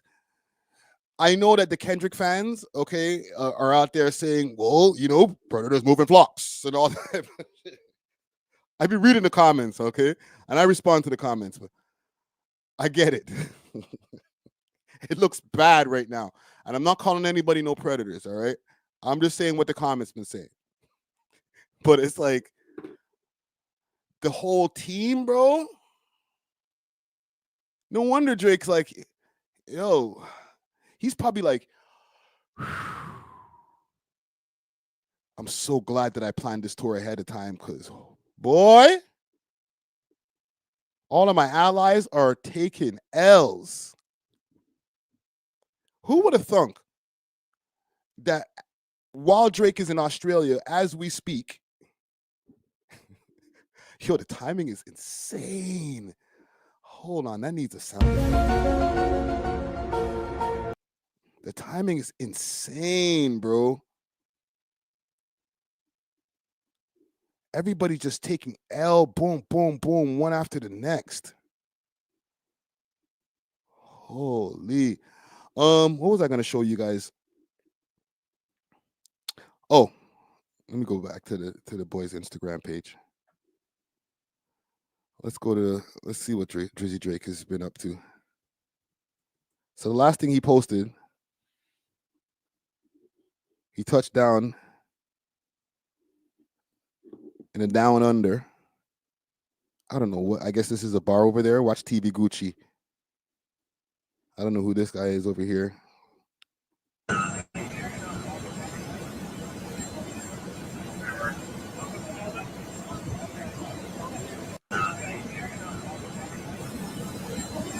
Popping off of Air Drake. I don't know what this means, but hey, I guess this is the time when he was back there in 2014. All right, so he's over there and he's out there in Australia. He got out of Dodge just in time. You know what I want to do at the same time? I want to send this link over. Give me a second, gang. Let me just do something in the background because I want to make sure I send this link. If YNDrizzy, let me know if you want to join the chat here. If you want to join me in this conversation here. And I'll sidetrack for a second. So here's why I think Drake is taking some sneak shots.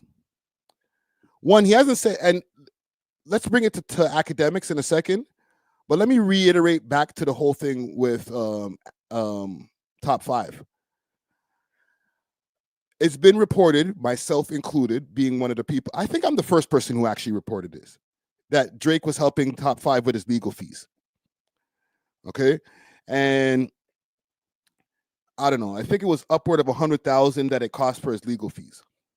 I don't know if Drake's going to help him again with his legal fees when it comes to this new court case with this gun case. But as far as commentary saying anything about this Top 5 shit, free him, any of that bullshit, Drake has been like, I'm going to Australia. No comment.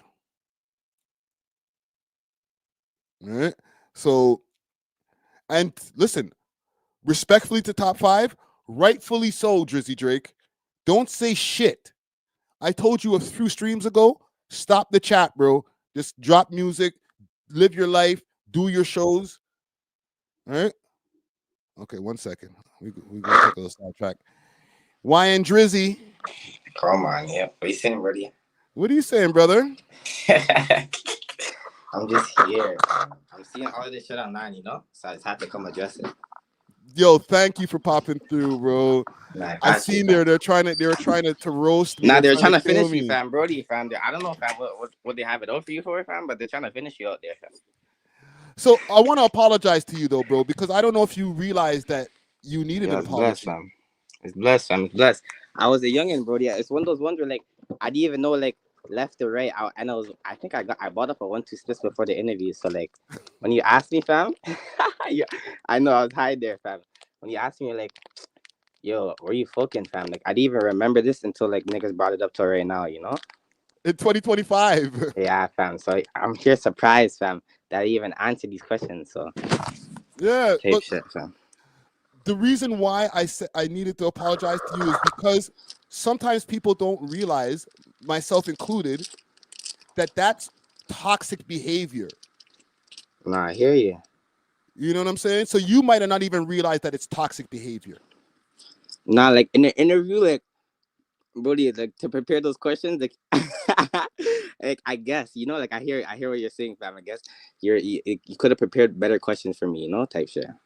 No. Let's not do that because all the other Nah, questions no, are it was blessed, it was fire, Brody. They were blessed. You were onto the movement, but like Yeah. I'm saying, like, you know what I'm trying to say? Like, I don't know, like if I reverse the situation on that day, like to like any other kid you going through a situation, you know, like I didn't think like I would ask them, are you like, are they fucking? But like it was all blessed. It was all blessed. It was 100%. Yeah. But like 2025 hindsight, you know what I'm trying to say? And also in 2025, we get more information. We start learning that a lot of the shit that we were doing back in the days was toxic. Mhm. So it's like it's a learning moment. It's something that we could be like, oh shit. We have to start examining other things that we used to do back in the days that we just thought was normal. You know what I'm saying? Yeah, 100%, buddy. What's been going on with you though, man? Like, you know, because I already addressed it. You know, and I'm glad that I have you here. This was like 8 years ago. What you been up to since then, bro? Like you've been dropping. I know you've been dropping music. Yeah, I've been dropping a 1-2 music, but like life's been life, and you know, trying to stay out the way. It's the downtown fast-paced lifestyle, you know. She's gotta manage trying to live life and doing your music career. So like, at the end of the day, fam, I'm ready right now. I won't lie, I'm ready. I prepared, have videos in the vault, but like, I wanted to live life a little bit, you know. You can't just keep living in like a fake virtual reality, thinking that it's gonna bring you somewhere when you're gonna fall off like dominoes, you know. So when you know, like when you know you're too close to like not falling off like music wise, like falling off like you don't. You see what I'm trying to say though? In life, you know what I'm saying. In You life, don't want to. like yeah. I didn't want to move too fast when I knew I had way better things to do in life, you know. So yeah, I'm just trying to manage it. And you're from downtown, like a lot of people.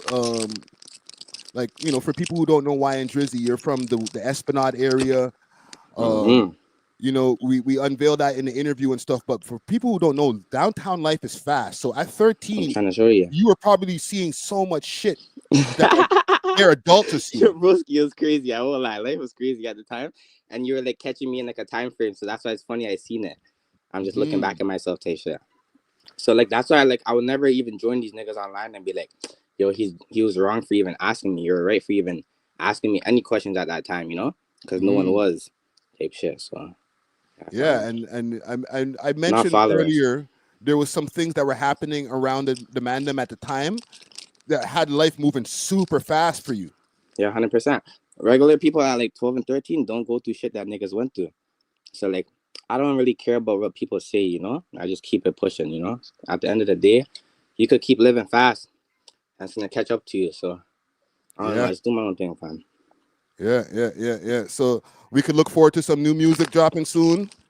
100%. Yo, I'm about to drop Fugaku video next week. All you guys have to tune into it. 100%. And yo, let's do a next interview, fam. We could do it in person. In person. We will. And yo, Chopper the John's my, you know, he's my dog. So like, I'm trying to do an interview with us three. Yeah, we'll make it happen, brother. We'll make it happen. Okay. You know what I'm saying? Yo, listen, brother. I appreciate you tapping in with me here, bro, because I like to hit these issues head on, rather than try to avoid it. You know, go talk shit about what happened with Akademiks and not act like people are trying to cancel me. You know what I'm saying? Yeah. Yeah, I crushed the whole box of these, fam. But yeah, fam, you know it's love, fam. Yo, love, bro. Get out of here, fam. But yeah, we'll tap in soon. I tap in. Salute to YNDrizzy, man. That gentleman, what was that? Back in 2018? No. Yeah, we're in 2025, 7 years ago. Wow, bro. Man's like 20 now, man. Big man. Jeez. Yeah, man. Salute to him, man. Salute to YNDrizzy. Go tap into his music, man. Let me show y'all his Instagram page before we move on, because I want to put some respect on Drizzy's name, man. Not this Drizzy as well, but the other Drizzy, YNDrizzy. All right, go put some respect on his name. Go follow his page, YNDrizzy on Instagram. Okay, he's gonna have some new music dropping soon. Like get a fight. I'm ultimate pass. And then I'm die. Me dizzy go and break for back and break up in his trap. So Gaku on my Yo, his music has changed. Not to say that it's not the same subject matter. Think about the fact that like these guys have been on the street shit since 13, probably before that. I ain't gonna lie, like for somebody who's been in the streets myself for a long time, when I first was here in Toronto, I was around people that, you know, crackheads were the head of the household. And, you know, a young man that I used to hang out with, you know, big salute to, you know, he's a big man now. But Wesley, okay, if you see this, Wesley, salute to you, brother. Okay. Hopefully he's not in jail or anything like that because he's lived a hard life. But by the time this kid was 12, man's always begging, yo, let me get some weed, bro. Let me smoke some weed. Yo, bro, take me to the liquor store. He's outside, you know what I'm saying, by himself, asking all the different hustlers on road for money. Yo, let me get $1. Let me get $1. Let me get $2. And he's stacking up money until he grew up. And by the time he was like probably like 14, 15, this nigga's out there selling crack. You know what I'm saying? These little niggas grow up fast, bro. It's crazy. But yeah, man, salute to YNDrizzy, man. Yo, Reddit, go clip that pussy. It's goofies. Let's go back to Drake. So he's in Australia. Okay, and let's restart this Drake segment. I think that Drake is dissing Akademiks for this whole cancellation that's been going on. He's been kind of taking little sneak shots at him before. You know, people are trying to call me crazy when he was doing the live stream with Aiden, and he was like, yo, man, I got a big up to all the streamers out there. I love the movement. Guys like Kai Cenat, guys like you, Aiden, Black Boy Max. I think he ran down like some names that I'd never even heard of before. I'm thinking to myself, Akademiks does a live stream. He's not doing pre-recorded YouTube videos and then uploading them. Most of the time that I see Akademiks is in some form of a live stream. So you ain't gonna mention the guy who everybody calls your quote unquote mouthpiece, the guy who you disseminate information to disseminate to the world. You're not gonna mention him in the super big stream, Christmas stream. I said, that sounds funny. That sounds something wrong with that, man. It makes you say, All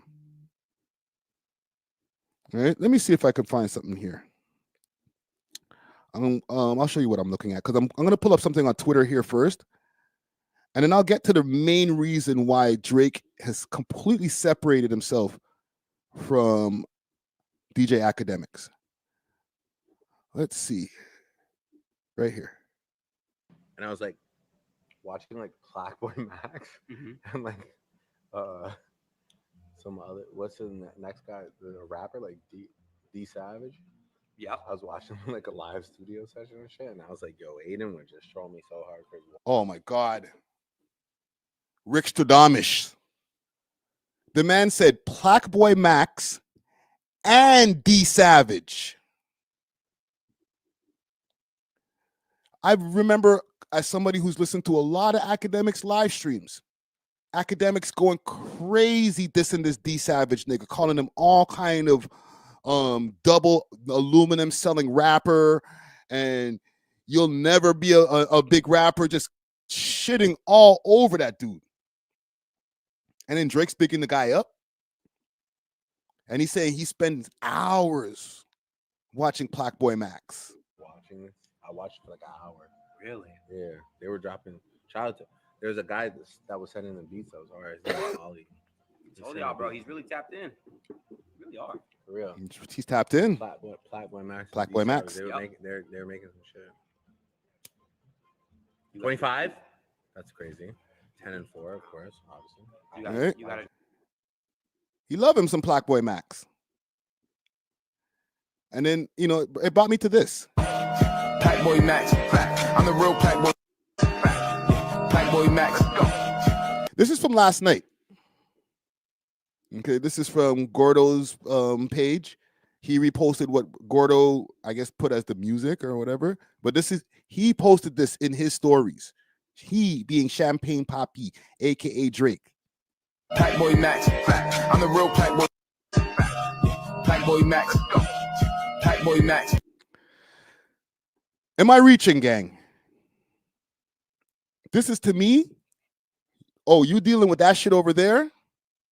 Yeah, I know that I'm the guy who's been, like, you got to admit, Drake has helped Akademiks and, you know, vice versa. Like, let's not act like Akademiks hasn't been covering Drake news for years. But that Akademiks-Drake connection has helped Akademiks to rise to where he's at, through this battle even. Drake's telling this guy, sending him songs early, telling him, yo, stay on stream. That's your guy.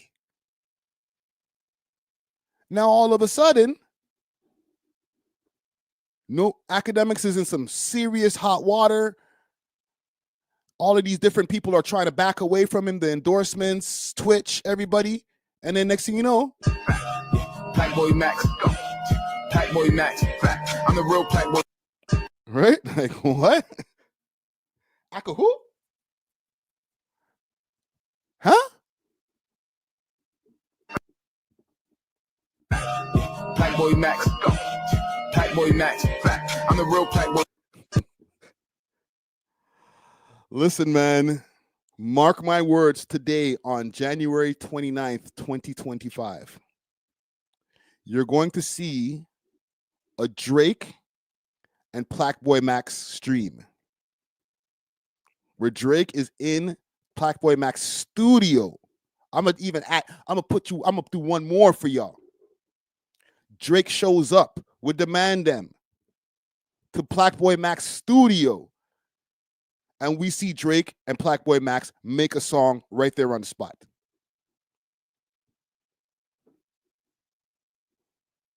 All right? Stop me when I'm wrong. Well, ain't nobody in the room to stop me. I'm gonna keep talking my shit. iTerabyte says that support the suggestion that AI fan base are Drake fans and unlikely hip hop fans. I can see the correlation. But right? Juicy Hamburger says, I can see that happening. Bro, Drake's, like I said, rightfully so, he's not commenting on none of this shit. Not no free 5. Not, oh, it's going to be okay, Ak, you'll make it through this. Maybe behind the scenes, maybe he DM'd him, yo, Ak, is going to be okay. I'm still your friend. But right now, it don't look like it, bro. I feel like Drake is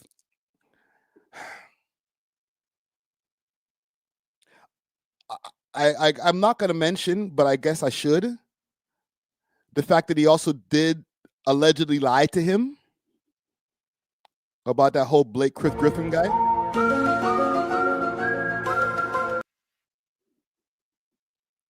It looks bad. I gotta be honest, I don't think Drake fucks with him like that.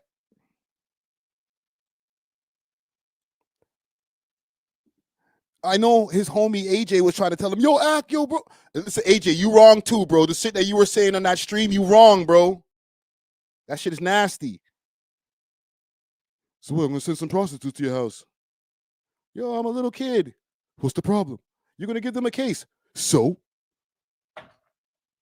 AJ! Yo! So? I like Meek Mill. He's the best. Nigga. That so hit me in the heart. Like, so? Who cares if they catch a case? I'm sorry. I got sidetracked. I thought about AJ and that his contributions to that conversation, and I was like, hey, bro. You need to stay away from a stream, bro. But yeah, Drake don't like Ak, bro. I'm gonna just say it straight out. Drake don't like Ak. Okay, Ak, if you see this, the nigga Drake don't like you, bro.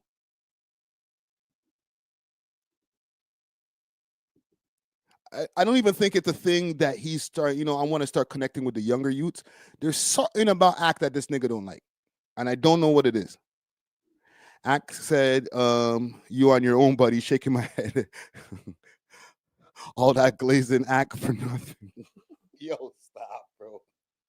Salute to the destined one, man. Oh, bro. I don't know what to say, man. It's a sad time, man. This is why I'm glad I'm an objective nigga, bro. Y'all, I've been called a Drake Glazer in the past. I refute that. I say no. I say I'm objective. I like Drake when he's doing well, and I'll criticize when he's doing bad. Okay? I'm not going to kick him down, kick a nigga when he's down.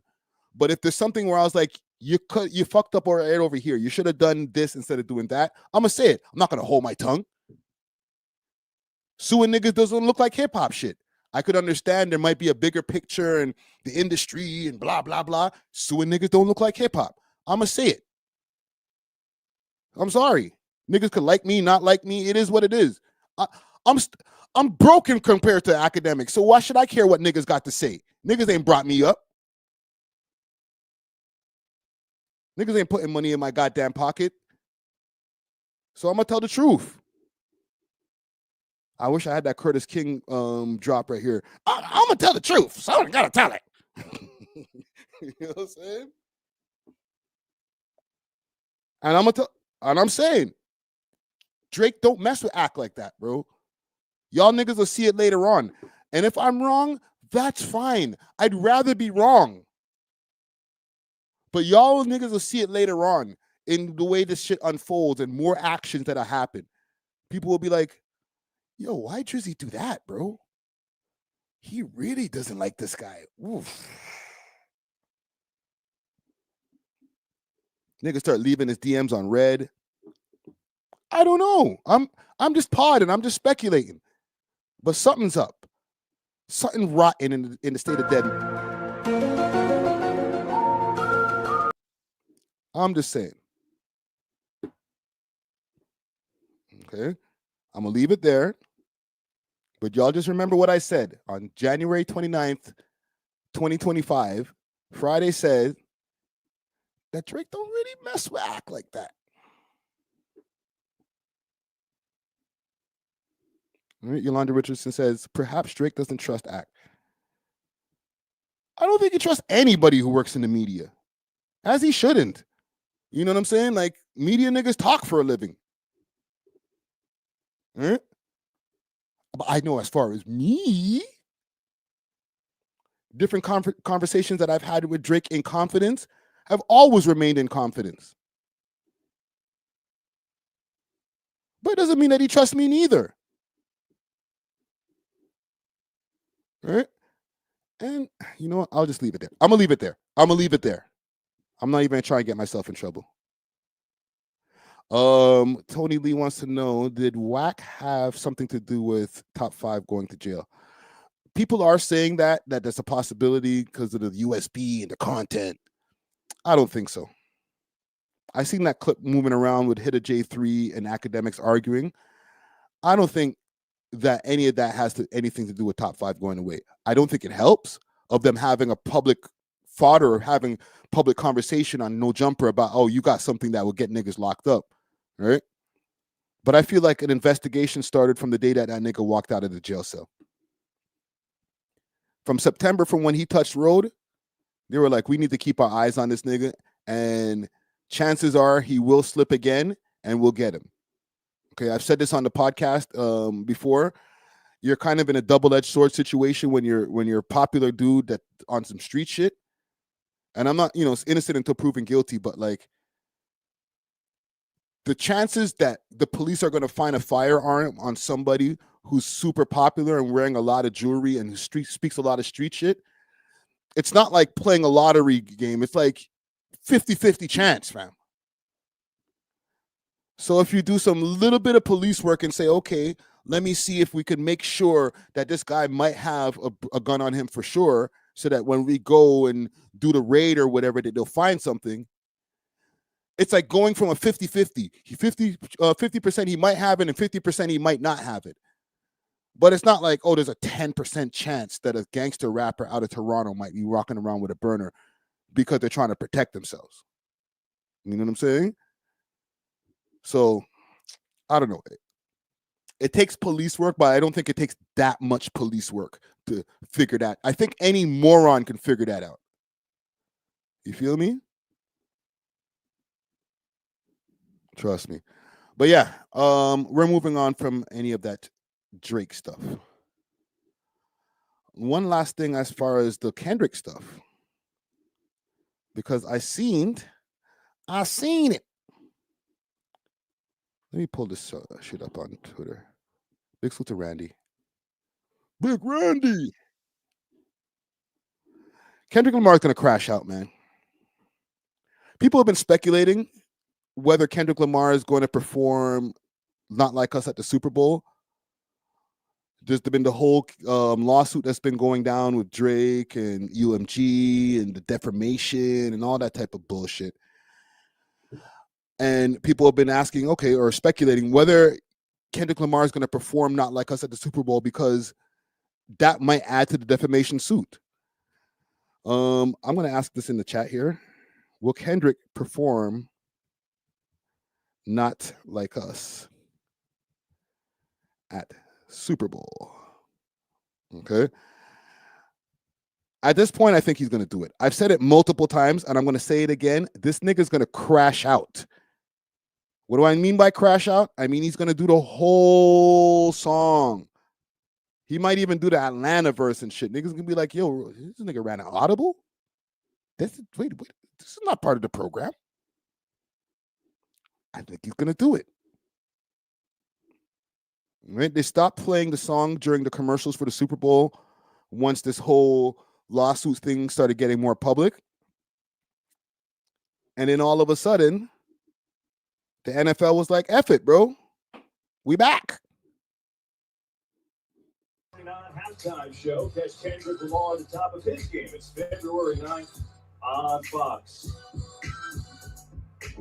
Halftime show. Catch Kendrick Lamar at the top of his game. What? Allin says, we heard the rehearsal audio. Yes. There's a rehearsal audio? Where is this? Is it on Twitter? Tony Lee says, I think Kendrick is prepared to get sued. Now, here's the thing. If he does perform this, and I'm asking a question to myself, I'm pondering, does Drake now sue Kendrick directly? Because I already got a lawsuit going on with UMG for defamation based on this song here and you calling me a PDF file.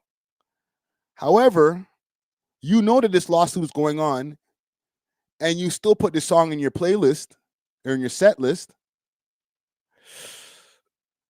Does he, because UMG, they passed the potato, or they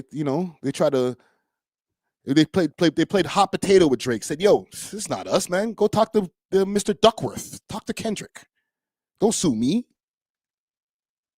But Drake's still suing him. They pushed the case back. But if Kendrick performs this, which is in 2 weeks, now does Drake have to turn around and sue Kendrick Lamar as well? Because you played or you performed this song during the time that there's litigation that's happening based on this song. Now that's a conundrum. Because in my mind, he would technically would have to sue Kendrick.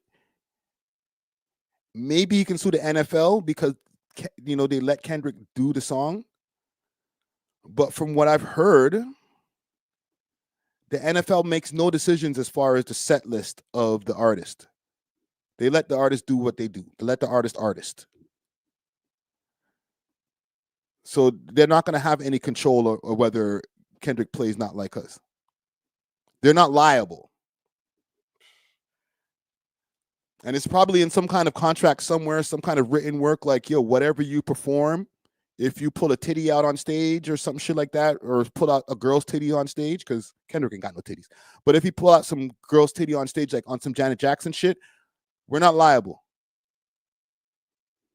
If you do some song that pisses somebody else off, sue you, not us, the NFL. Leave us out of it.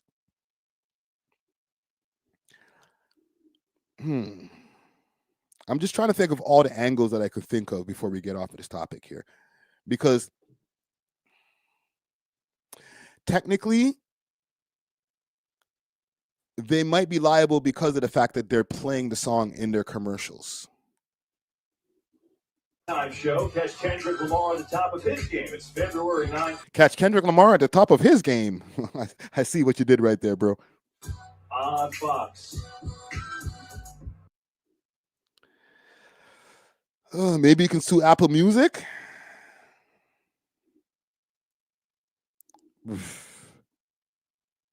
Okay, let me take back a little bit of the whole song. He's not going to do the whole song, but he's definitely doing the first verse.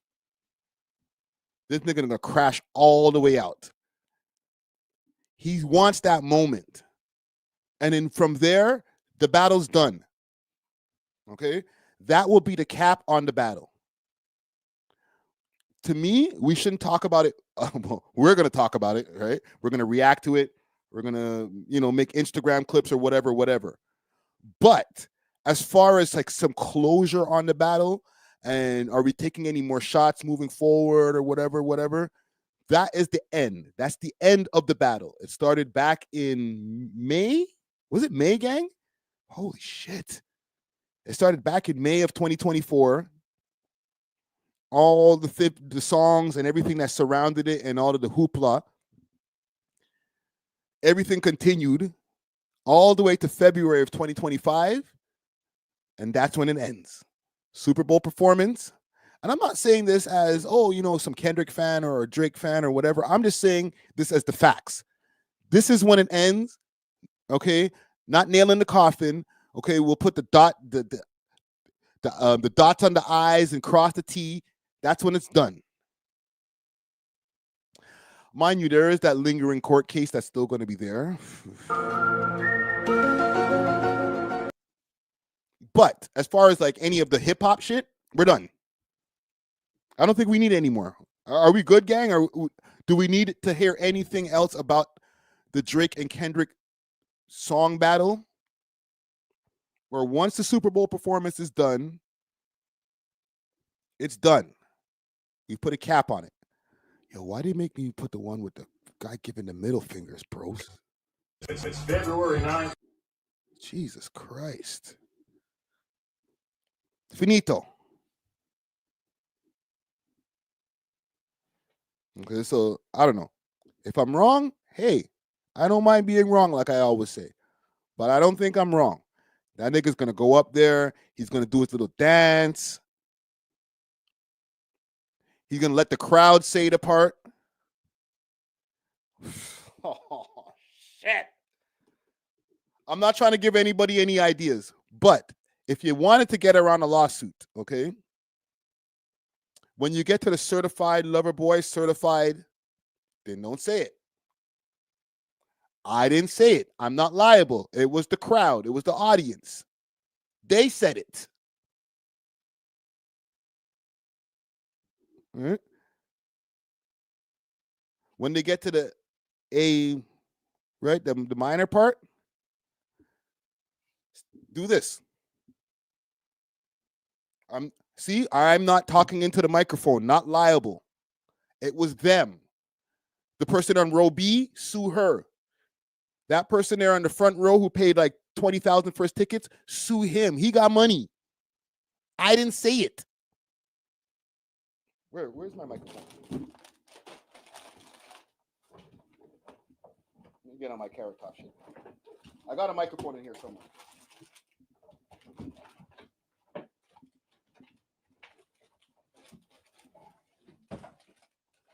I thought I had a mic.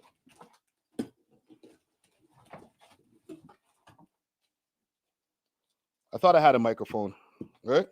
We'll use this. We'll use my boom mic. right? When he's on stage and he's like, certified lover boy, certified. Wasn't me. I didn't say shit. Right? Probably struck a chord and it's probably a wasn't me. I didn't say one word. See, it's an 8K. You know how they be using 8K. They don't even use 4K over in these sports functions and stuff. They use 8K. See, it's an 8K. I didn't say one word. That's the only way that he could get around, being liable for defaming on the stage specifically. As far as the rest of the lawsuit and the song and the way that it was driven and the bots and all that, that's way past my pay grade. I don't know. But I'm just saying, if Kendrick, if you do see this, don't say the parts. Half of the time, y'all niggas, Kendrick is one of the only performers I see who actually raps all his lyrics all the way through. I'm not trying to glaze, but anytime I've watched Kendrick performances, even when I went to go see him over here at the ACC, this nigga got a lot of energy. He rap all his bars, that super rapid fire shit that he be rapping. The nigga raps the whole thing, no hype man. I'm like, bro, you got amazing breath control. Most rappers, they do this shit. They're like, no, no, no, no, no, no, no. No, no, no. I don't even got to do my songs. I'm so famous. I don't even got to perform my own shit. You guys perform my songs for. I'm just gonna dance because I'm so famous. I'm gonna just dance to my shit. I'm so famous that I'm not even gonna play the instrumental. I'm gonna just play the actual song itself and then just ad lib. Yeah, yeah. Famous as a mofa. Right? Rappers don't be having good shows. Their shows are trash. So, just do the same thing, Kendrick. Certified. Right? I ain't say shit. I didn't say one bar, bro. Right? Two Gorilla King says he don't need to say it because yes, but if you're saying it at the same time, niggas can see you talking into the microphone. You're inciting a riot.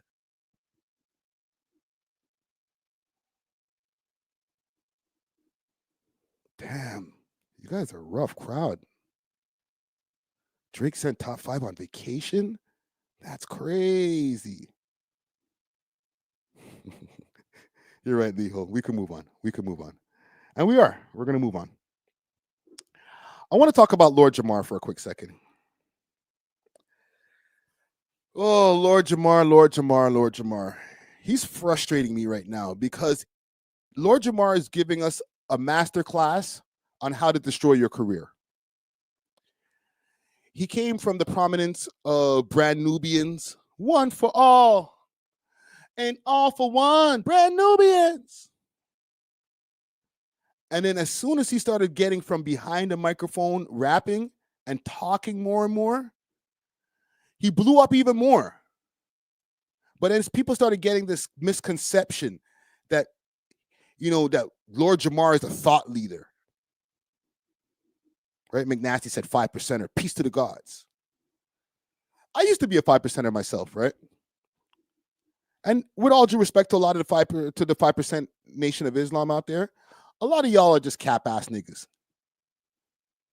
A lot of 5% of niggas is just fake Muslims. Right? They're Muslims without taking without the discipline. Oh, we smoke and drink and shit. But praise be to Allah. You know what I'm saying? And then they start to try to break it down like, you got to have the mathematics and today's math. And I'm not trying to make fun of y'all niggas, okay? Because I've studied the mathematics. I've studied the supreme alphabet. I've done all of that. My name used to be 360, 360 degrees. So I get a lot of that stuff. But a lot of it's bullshit, man. All right? Wazi said, it ain't real Islam Friday. I know. But don't go to some stupid Brooklyn and tell them niggas that. They'll be like, what? While they're smoking a blunt. Praises be to Allah. What are you talking about? Like, nigga, you're not a Muslim, bro. You're smoking and drinking alcohol. I'm part of the 5% nation. The 5 that knows. Not the 10% that knows and keeps that information away from you. You sheep, you 85%er. You know what you part of? You are 85er. You part of the deaf, dumb, and blind. That's why you can't see that I'm a Muslim and I can smoke and drink and fornicate with white women, but it's okay because I'm part of the 5%. Okay, just to give you guys a little bit of where these niggas is coming from with this bullshit. I'm sorry, bro. It's bullshit. I'm not dissing Islam. That's not bullshit. That's real. Okay? And it takes a lot of discipline. Praying 5 times a day, going and doing making salat and doing your pilgrimage and doing all of that. That takes real discipline. Putting on some Tim boots and then going and buying a couple of Phillies from the store. And then, I'm gonna read, what's today's mathematics, God? That don't take nothing, bro. Any old Ray Pookie ass nigga could say, I'm a 5%er now, God. Yo, peace, God. Don't you know the black man is God? And you're not like these grafted white devils.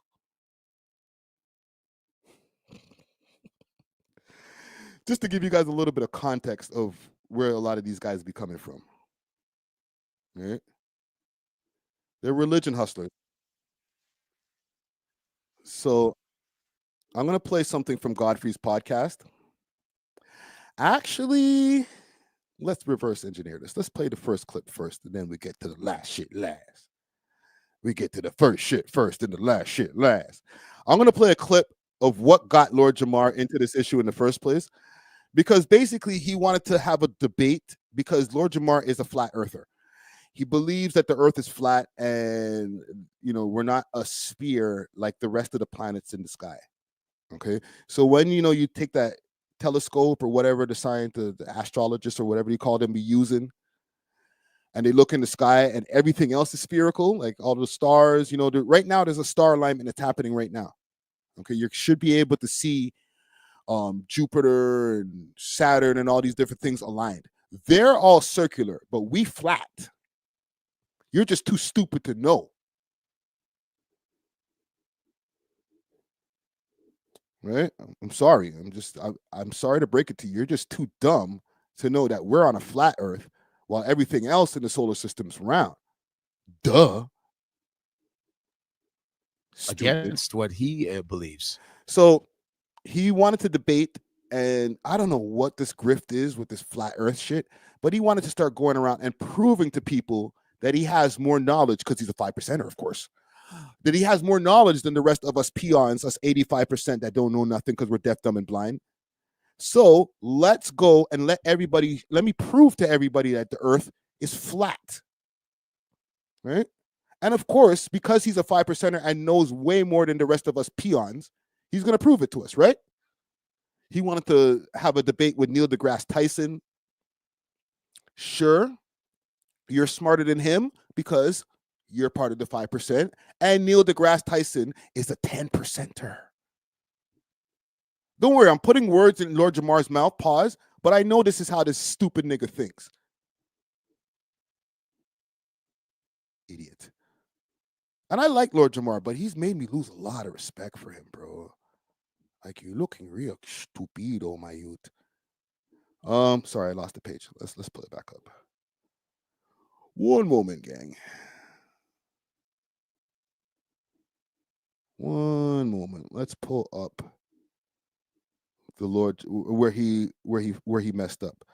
So they got this other guy, some white youth. The dumbest hoax in human history. Jamar. You are sorry, gang. I don't remember this guy's name. Y'all could put the name in the chat if you want.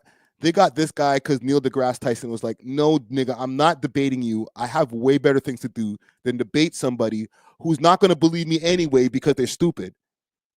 You go find somebody else. So they found this white guy who's apparently he be roasting all the flat earthers, and this is what happened. Against what he believes. How about that? Yeah, flat Earth is the dumbest hoax in human history. Professor Dave, Jamar salute to just Professor watched Dave. some videos by Eric Dubé, who just spews a bunch of bullshit, memorized what he says, and repeats it and pretends to be intelligent. Instead, everything you say is so insanely stupid and can be disproven with like middle school level physics. Really? So yeah, we can go ahead and you can Let's rattle off. do it. Let's do it, Do you have man. a working model of a ball that has water sticking to the outside of it? Can you show me a Okay, working model wet of that? a tennis ball. But, yes, wet. It has And nothing to that, do with but no. anything. That's Like, not what do water you even- sticking to what a does that even ball. mean? That's saturation of water on Stupid. 85er. the Okay, ball. so I let's want you to show me where water sticks to the outside of a ball Yeah. as it spins. It doesn't go to the Okay, equator of the so- ball and all right, spin buddy, off. I heard what you said. I Show heard me what you a said. working I'm not gonna model. talk Gotta about answer. it. Hang You on. said something very Show stupid. me I'm a gonna explain to working you how model. stupid. Okay. The reason that things stick to the earth is because the earth is extremely massive, so it generates a very large gravitational field.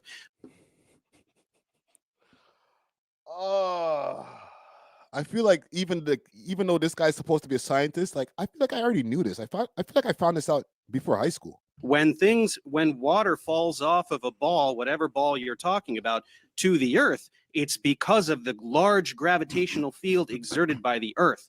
So when you're talking about water sticking to a ball, your desired demonstration of gravity fails because gravity exists. Things fall to the ground. There is because of density gravity. and buoyancy, sir. Gravity is not some Okay, magical density is thing not a that force. makes things Density is a drop scalar. to the Density is ground. not a force. It depends And the buoyancy medium only that it is exists where in. gravity If I Look at he's getting so mad, bro.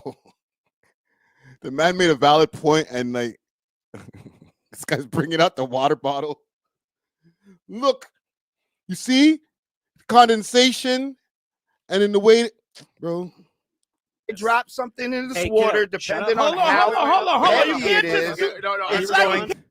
Yo, poor Godfrey. Oh, by the way, there's a lawsuit involved right now, or there's a pending lawsuit on the way. Sink Wait, or wait, float. Wait, I want you all to talk, but Density I want to is hear not- both. First of all, this guy came out real disrespectful, talk about the stupidest shit. Like if he was in Yeah, this it's the room, I'd be stupid- Dude, smacking you the just shit said out that of it him doesn't right now. matter if First scientists of all, study science. okay, It's all bullshit. You have right, any idea how sir? offensive You know what that, is, right? what you say Right? to the You know that, entire- right? Right? The entire body of scientific knowledge. Let me respond to the insanely. This is a typical deflection of stupid niggas. I'm sorry. I'm not mincing words with you niggas this year, bro. You're dumb, bro. As soon as a stupid nigga starts getting his back to the wall, right? Like, so what you think you're smart? Because so what you think you're better than me because you're smart? How about I punch you in your face? Smarty? Like, bro, he's just besting you, bro. It's okay. Stupid thing you said. I want you to respond to my. Let him talk. Okay, we're gonna talk about what pseudoscience. Okay. See, even Godfrey's annoyed at this point. He's like, bro, I want to hear the guest that we brought on. Like, you're going crazy. Okay, go ahead, Dave. Go ahead, Dave. Density is not a force. It requires a force to produce an acceleration. Things accelerate towards the earth. Density is a scalar. It's not a force. It can't make things move. Buoyancy, there's a buoyant force, but it has gravity in the equation. It Buoyancy has only exists gravity. when gravity exists. When gravity, the So, secret sauce. here's the problem with your gravity. density bullshit. You think that things This guy, now that he's getting, this guy's breaking it down, right? And Lord Jamar starts, the 5%er, the knowledge man. Okay, I got the knowledge. I do you guys are stupid 85%ers. He starts doing the mimicking thing. things fall down because the air is less dense. The air is less dense above the object too. So why how the you win an fuck argument don't right things there, brother. fall up? Can you Things explain do that to me? fall up, you fucking asshole. what Bubbles, fall up? bubbles Nothing go up, falls you up. stupid fuck. What Fucking goes evaporation goes up, you dickhead. Like, That's what the not fuck are you falling. talking about? That's Like- not a. That's because like, there's. He crashes out in this, okay? He crashes out so crazy that he uses F words beyond those F words, okay? Ones that rhyme with maggots. Well, because it's lighter than the fucking density it's in. Doesn't Why? a bubble- How can doesn't a a- fly doesn't a defy bubble gravity? fall? Doesn't How a- can a fucking tadpole defy gravity? You fucking shithead. Let's get to Godfrey's reaction, because there's a lawsuit that's in play right now. Lord Jamar is actually suing Godfrey, and one of my podcast inspirations, Dante Nero, he's suing them because he thinks that Dante Nero spiked his weed. And because he spiked the weed, that him and Dante both smoked, that he was out of sorts. And this is why he was going so crazy on Professor Dave. It wasn't because he was, losing and getting bested in this debate. It's because of what Dante, it's what Dante did, is what Dante put in his weed. So let's pull up something courtesy of the brother Godfrey. We'll go over to his podcast. And they addressed it. This is about 6 days ago. This has been going on. I don't know if the lawsuit is still going on, but they've been going through it, man. Give my history of how my. Do I need to give you guys a history lesson of why Godfrey and Lord Jamar are connected? Can I do that quick, fast? For the people who don't know, and I feel like a lot of you do know, but for the people who don't know, who will be tuning into this later, Lord Jamar transitioned from being a rapper to a personality via Vlad TV. The interviews that he was doing on Vlad TV started getting so much virality, especially different clips like Eminem is a guest in the culture and different things like that. Those things made Vlad as well as Lord Jamar go viral. So it made Lord Jamar become a recurring guest on Vlad TV. Vlad TV started initiating the recurring guest model with other people that you see now when he has Boosie on all the time. Lord Jamar was his original Boosie. And once he started doing that and doing the recurring guest, this is when he started bringing on Godfrey. And Godfrey and Vlad had a bunch of viral clips as well. He was a great recurring guest as far as Godfrey being on Vlad's show, and it was a beautiful connection. And then the thing happened with Minister Farrakhan. Vlad had some choice comments about Minister Farrakhan. He misunderstood and misspoke about Minister Farrakhan on some things that he was saying in one of his speeches and wouldn't back down when he was asked to apologize. So then what ended up happening is that the 5%er that Lord Jamar says, you know what? I'm separating myself from Vlad, and anybody who continues to mess with Vlad, y'all a bunch of coons. So he separated from Vlad, and Godfrey separated from Vlad. A few other people, I think, what's the nigga that messes with Eazy-E? Tracy D, and a few other people kind of separated for a while, but they came back after a while. But Vlad and Lord Jamar, they stayed on their own. And Lord Jamar started the You Know What I Mean podcast. And it was with him by himself at first, and then he brought on Rod Digger, and then it was him, Rod Digger, and Godfrey. And then Godfrey started his own podcast, and this is where we are now. Big Tradey, thank you, McNasty. Right, Big Tradey's also Big Tradey's a Muslim. He's not a 5%er. He's an actual Muslim. So when those words, when there was that beef going on with the Minister Farrakhan, a lot of people were not happy with Vlad. But I think, and I thought back then, that Lord Jamar crashed out. He should have never separated from Vlad. He should have, started his podcast, You Know What I Mean podcast, and still messed with Vlad. Vlad apologized eventually. You should have stayed with him, because now you're just out here grifting from place to place, going on people's podcast, on your own little podcast, which respectfully, like, it gotten better over time. But he's one of these niggas who's so hard-headed that you probably can't even tell him that the audio is not that good and the video looks trash. You know what I'm saying? He'd be like, "You're stupid. I'm a 5%er. What do you know?" So I'm gonna play what Godfrey had to say. Much I respected Lord Jamar just from the history of hip hop and shit like that. And so he comes on the first time, the flat earth thing gets a lot, big views, It was awesome. Right. I said, man, there's a guy that was watching you. I think Dave, he's a Professor Dave. He saw your shit and he was like disputing I you. have He a said, clip here of him saying he gave an open invite to Neil deGrasse Tyson. Okay, okay, let's. I think you out of order, God. I'm out of order. Yeah. Mike, play the clip. I'm on. Which clip? The The one first where clip. Oh, he challenges Neil deGrasse Tyson? Which clip are you talking about? I'm He gonna fast knows. He forward. knows. Yeah, the one that with I'm gonna Neil- fast with- forward to the good shit. Actually, no, let's play this. That's what he was. That's what he's saying. Here we go. Yeah. All right. Neil deGrasse Tyson. You don't respect Neil deGrasse? No, I would debate him in a minute. Really? Absolutely. Damn. He's full of, he's an actor. He has What a about SAG Terrence card. Howard? Terrence Howard is a smart dude, but he's off too. The earth is a triangle. Let me explain. There's isosceles, there's equilateral, and there's scalene. It's not a circle. It's not flat. It's a. Hold on. Good point. McNasty, salute to you, man.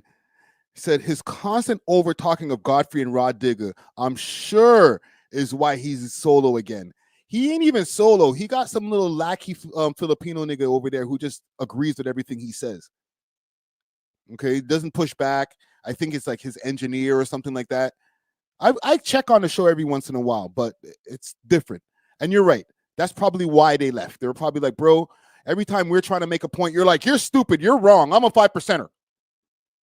Triangle. You're all wrong. All of you mothers are wrong. And it's because I'm light skinned that you don't believe me. So that's what he said during the thing. He said he would challenge. Okay, so he wanted to challenge Neil deGrasse Tyson. How you even get here? You know why? When it comes to hip hop, right? Yeah, it was like fuck. I just thought I was just a little bit like that. I laughed. I was like, okay, I thought he was just gonna say fucking and keep it going, but he was really like, I don't fuck that dude. I want to talk. And then what did he call him? Did he call him the F word? Call him, yeah, Said the F word, homo, all like, yeah. It was just weird. It was just a At little. one point, I think he said he went down on his own father. which is also kind of ill because At one point, he said he went down on his own dad. Yeah.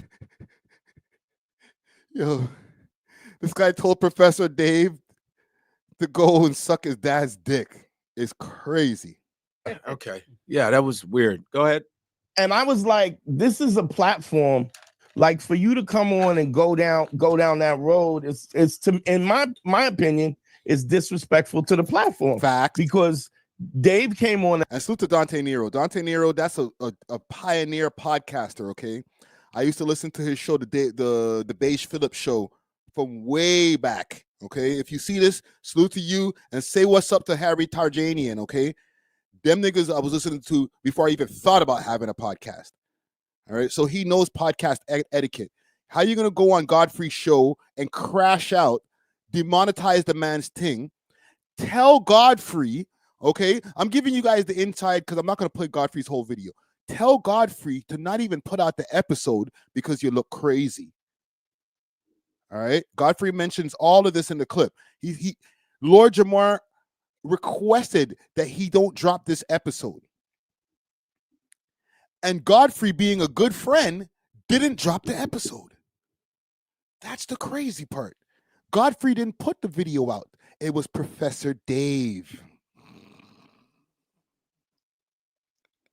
Professor Dave was filming on his side, and he put out the clip of him besting Lord Jamar, which forced Godfrey to end up having to put out the video.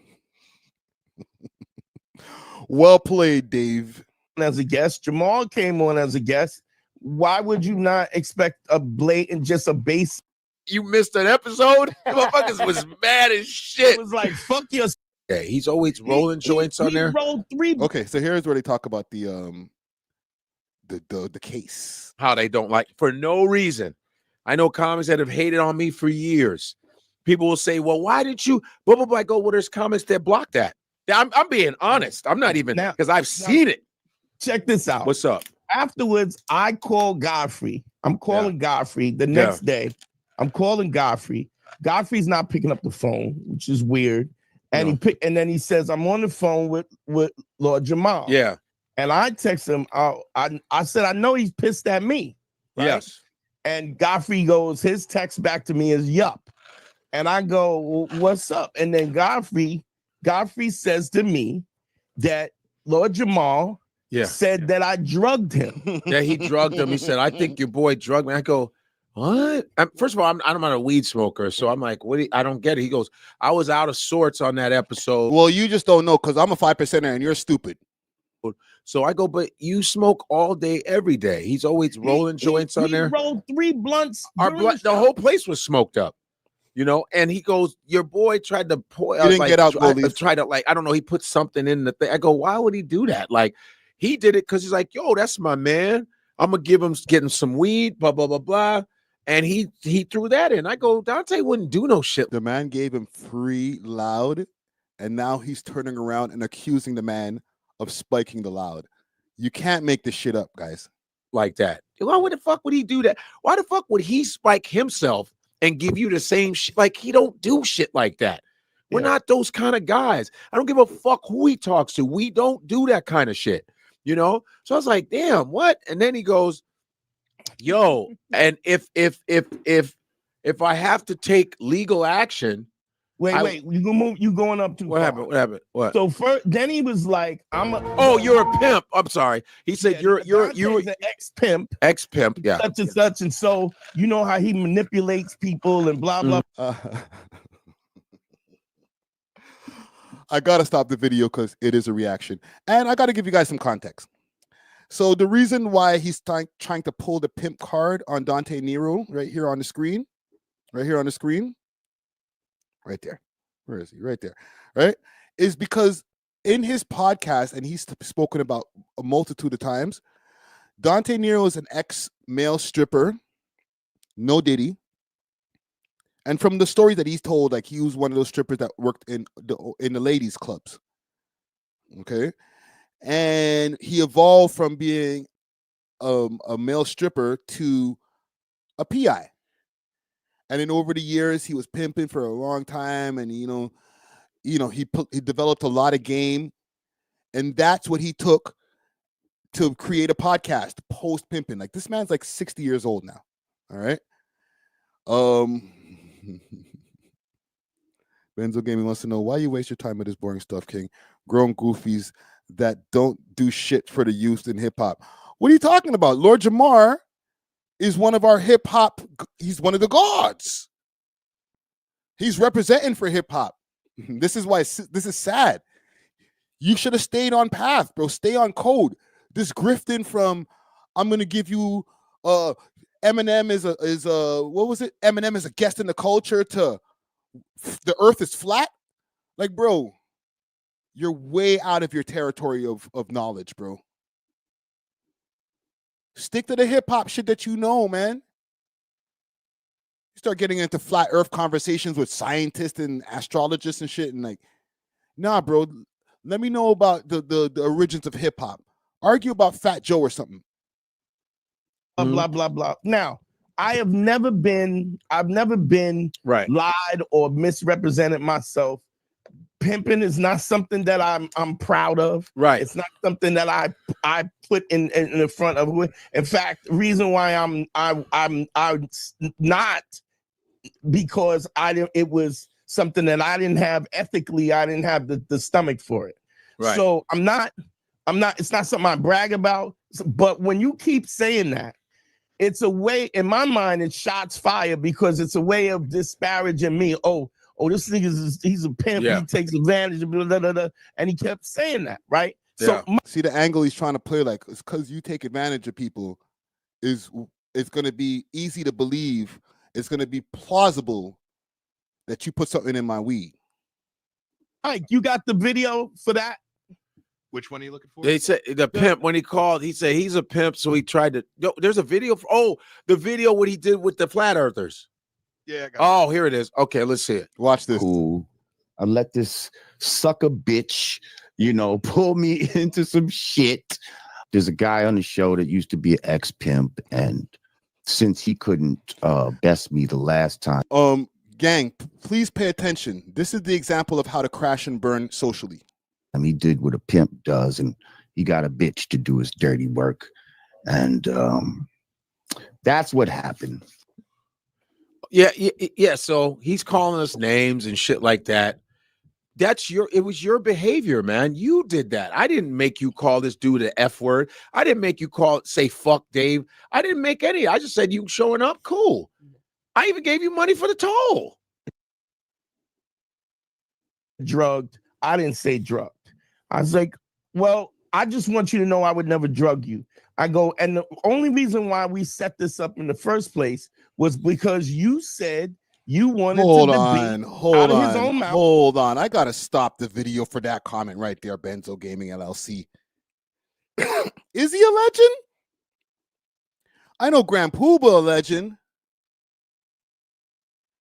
Okay, I know Brand Nubians is a legendary rap group, but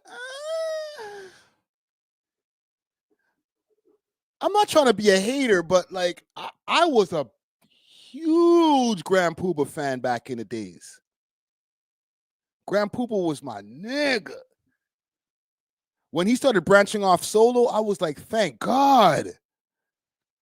And I bought the Sadat X solo album too. Don't get that twisted. The Cowboys one, fire. But Lord Jamar, always been the wackest in the group. He dropped the knowledge, but bars wise, he was always the wackest in the group. Right? McNasty says, nah, Lord Jamar is a vet, not a legend. Yes, veteran, most definitely. Legend, he is in nobody's top 50. Nobody.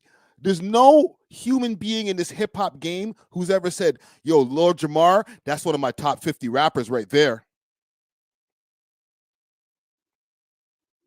Right? You know who Lord Jamar was? And I remember the name now for this, okay? Lord Jamar was the 5FT of Black Moon. Lord Jamar, who else was he? Lord Jamar was the doodle bug of Diggable Planets. Lord Jamar was the Praz of Fugees. You know, you always have that one guy in the group. Lord Jamar was the Pac Fu of Fu Schnickens. Should I make any more comparisons?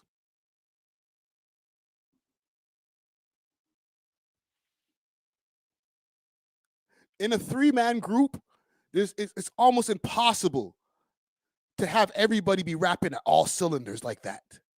It's impossible. You always got to have a standout. That was Grand Pooba.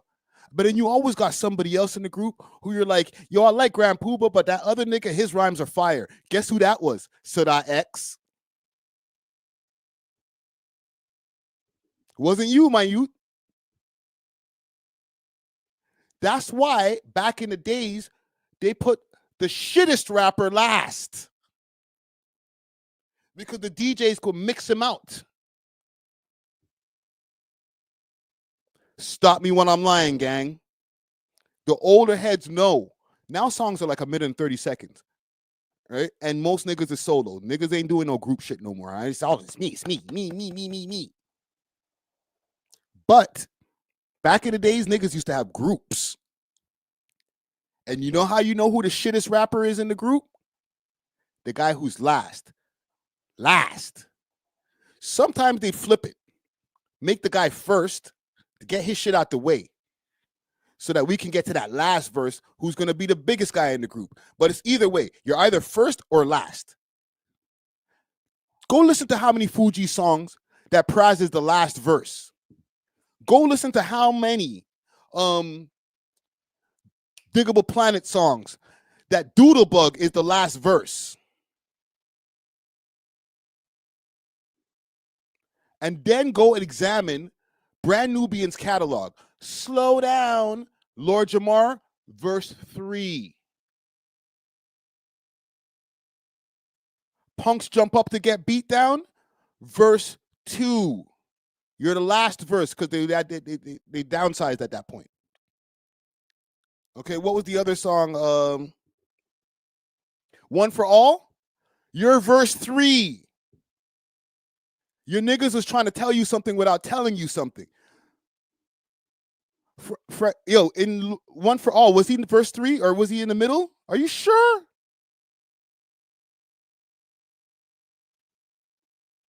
Are you sure? Because I swear that nigga was verse 3.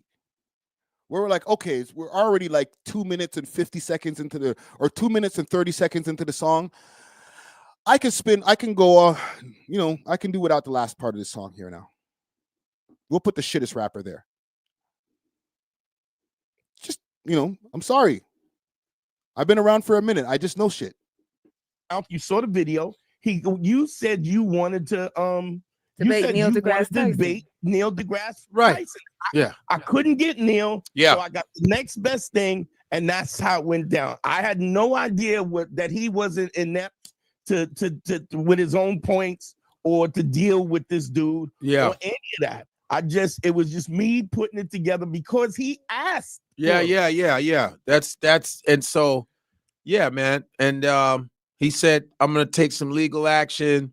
If you and then he goes, I didn't sign anything to show my. It's like that. You can't. You've been on my podcast before. Now you're doing this legal. Now shit. He got to sign. Whatever is clever. You can't do that. Like now you're gonna. How you get me on your podcast and you didn't even get me to sign a waiver? Do a lawsuit on me? Like what? Yeah. You called him. You called him F words and all kind of other shit.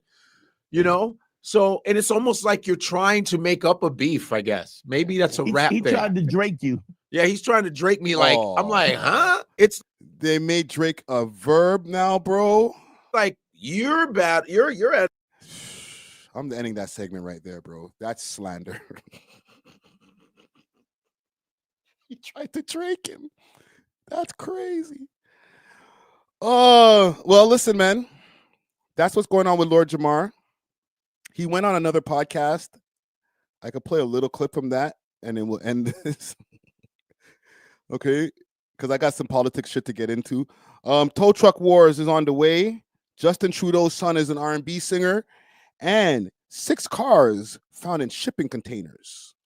All right, we're going to get to the bottom of some of this shit. But I'm just going to play a little bit more because I'm enjoying myself. I'm sorry, gang. It's just funny to me. To the bottom of it. You can't contain...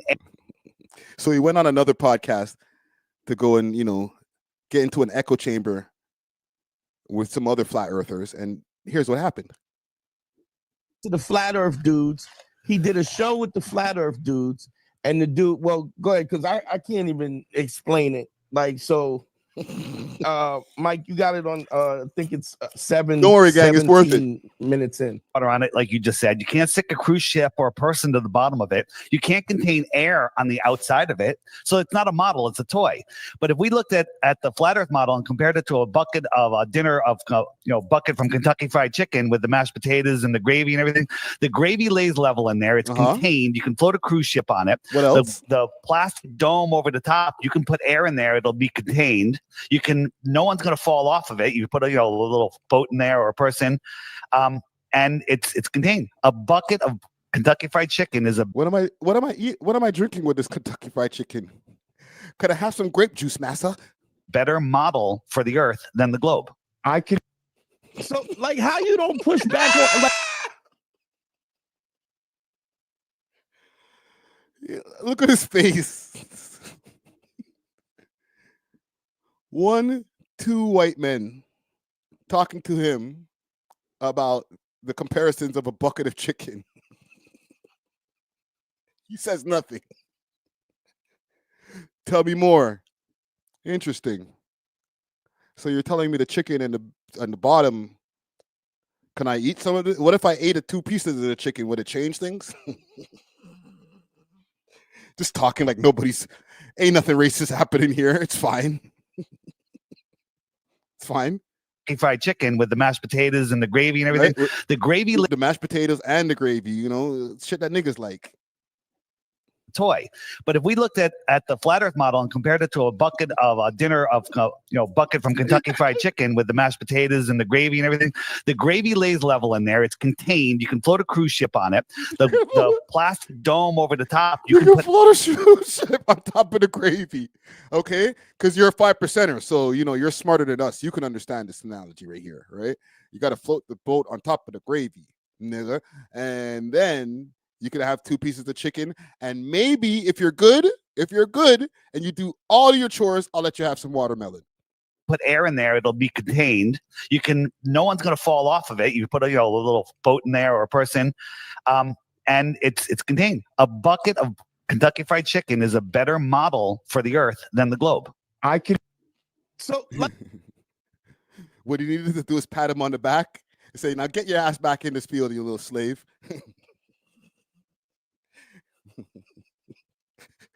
Yo, actually, Lord Jamar's kind of light. He might be able to stay in the house. We might let you stay in the house. Just stay away from my woman. Oh, man, it's a sad day. So let this be a lesson to you, gang. Don't be a Lord Jamar. When it comes to your raps, maybe stay solo. If you're in a group and your friends keep on putting you last in the song, leave the group. And stick to rapping, man. Don't get into all of this other shit, right? I talk about rap. I talk about a little bit of politics, and I always give you guys the disclaimer. I'm stupid. I only know a little bit about politics. I'm just reacting, okay? Niggas be like, yo, Friday, Friday for mayor. No. Bad idea. I would mash this whole shit up because I don't know shit. I'm not a politician. A wise man knows he knows nothing at all. So don't be a Lord Jamar. All right? Don't crash out. Love yourself. Let's move on. Let's see here. Let's see what y'all are saying. We cooking today, man. We cooking with gasoline. What are we, 2 hours and 46 in? All right, I got a few more topics I want to get into. Oh, Icy Springer. Icy Springer has a message for us. All right. For the people who don't know who Icy Springer is, I feel like I got to explain it every time, but I won't. I'll give you the elevator explanation. Media personality out here, if you want to call him that. All right, salute. He's got a really poppin' Instagram live. For the people in Toronto who follow him on whatever Instagram page that allows him to be on, his Instagram lives are super entertaining. He be getting rappers on there to go spill their guts about shit because, I don't know, people love Instagram. And, he's got into a lot of controversy. He's been locked up a few times. And for some reason, every time something happens with him, it makes Toronto news. All right. So just for the people outside of Toronto, if you don't know who Icy Springer is, don't worry about it. All right. Go check out some of the stuff that we have with him on the channel. I have an interview with him, but he's entertaining. That's all you need to know. So he has a message. He's in the Toronto South right now, currently because he got caught for stealing. I don't know. This is allegedly. We'll go with allegedly. Allegedly caught for stealing. And the reason I'm saying allegedly is not because of the stealing part. We'll do an allegedly on that too. But just the accusation, because man's a grown-ass man, bro. I don't know how mans are out here still stealing. So I'm in the Toronto South right now, and there's a lot of things going on that seem more than corrupt in my opinion. For instance, and it's not even it's unethical. For instance, ever since I've been in this jail, I've been on 2 ranges. The guards are serving meals to inmates that are supposed to be hot, but they all arrive cold. Also, the guards serve 3 meals a day with no spoons, fork. Instead of issuing an eating utensil that they normally take back after meals, they tell us to make a utensil out of something issued by the jail, like a toothpaste container. They don't issue proper eating utensils, but they serve cereal 4 days a week with nothing to eat the cereal with. The guards are... So they're giving people food with no utensils? Niggas is eating with their hands? What kind of mush up thing is that, bro? Corrupt in my opinion, and lazy. Another concern and problem is the decreased cold temperatures on the range itself. It feels like there's no heat or it's turned on very low. Even certain guards do a walk on the range and they will complain or comment about the temperatures of this particular unit. On January 15th, I voiced my concern about how cold it is in the jail, and this one correctional officer replied, "Go back to your country or don't come back to jail." Whoa, whoa, whoa, whoa, whoa, whoa, whoa, whoa. Say it again. I seen somebody in the chat say, yo, this is a low vibration topic. Listen, man, I know, but I always have a method to my madness. There's something deeper that needs to be examined here. Salute to Icy Springer. I don't mean to use you as the catapult for a more deeper, darker criminal link, but we got to do this right now. What they said? Concerned about how cold it is in the jail, and this one correctional officer replied, "Go back to your country or don't come back to jail." I have the officer's name who made the comment to me on this morning of January 15th, 2025. Extremely cold in certain parts of the institution and incredibly inhumane to only offer one blanket to inmates being held in an Ontario jail. If you climb on the stake, you'll feel hot heat faintly coming out of the vent. The staff are not following the standards of the morality. That's why I need to contact. Okay, so it stops there. I don't know if there's more that I can find. Let me see what they're saying in the comments. Not gonna lie. I hate when niggas don't respect their freedom and then go to jail and want 5-star living. Just go on, do your time, and get back and stay out of. I get it. Stop going to jail then. Jail's not a resort. Niggas commit crime, get caught, go to jail, complain about the condition, and then turn Islam. Story of prison life in Toronto. I get it.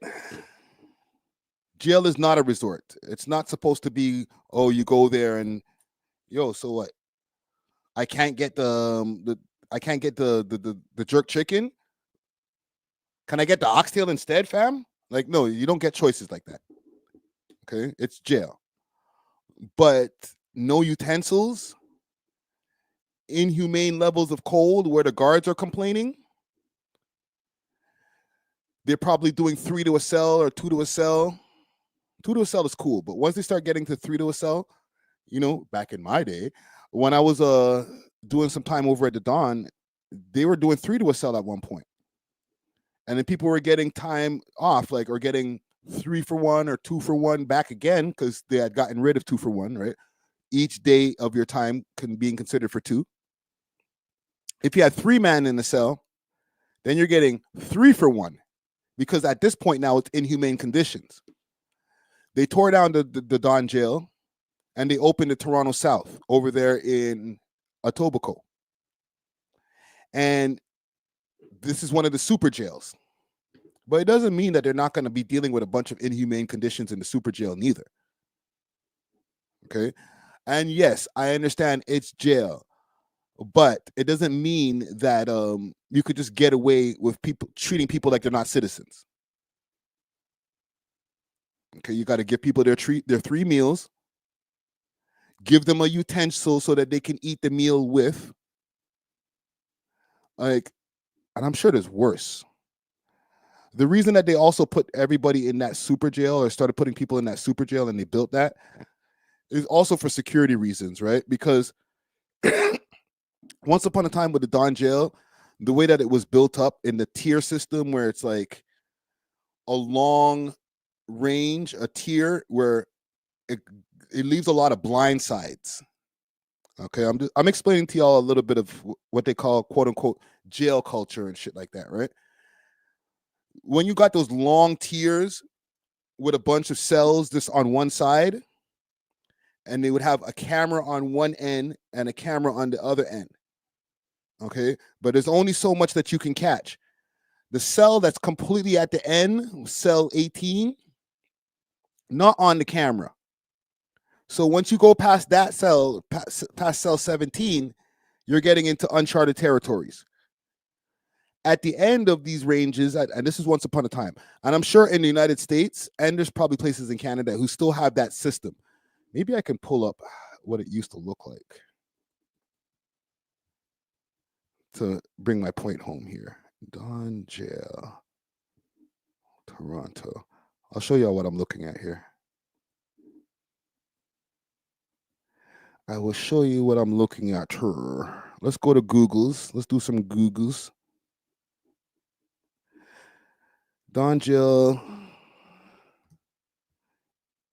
tour. Let's do that.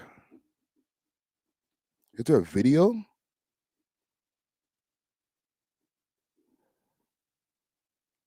That's not it. Let me see if I can find a video on this. Don Jill.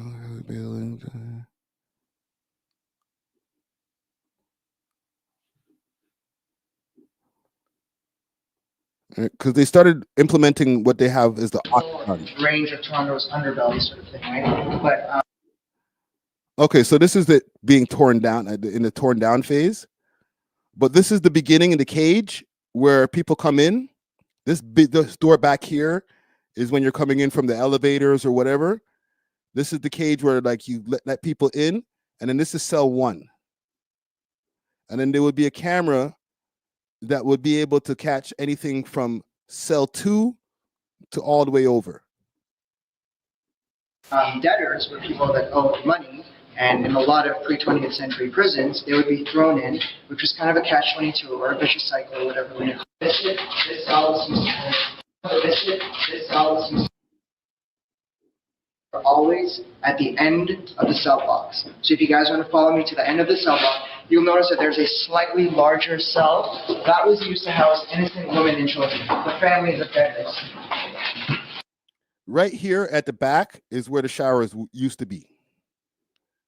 This one all the way at the end, that's cell 19.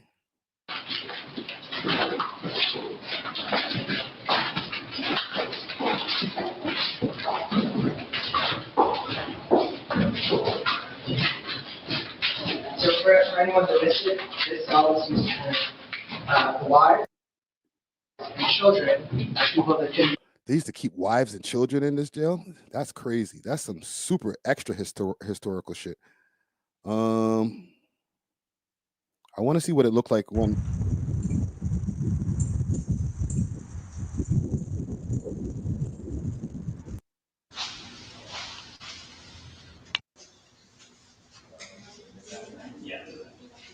This is it all gutted out. I need to see what it it's going to be hard to find videos of what it looked like while everything was still built up. This is the same damn video. Because they tore the shit down a while ago.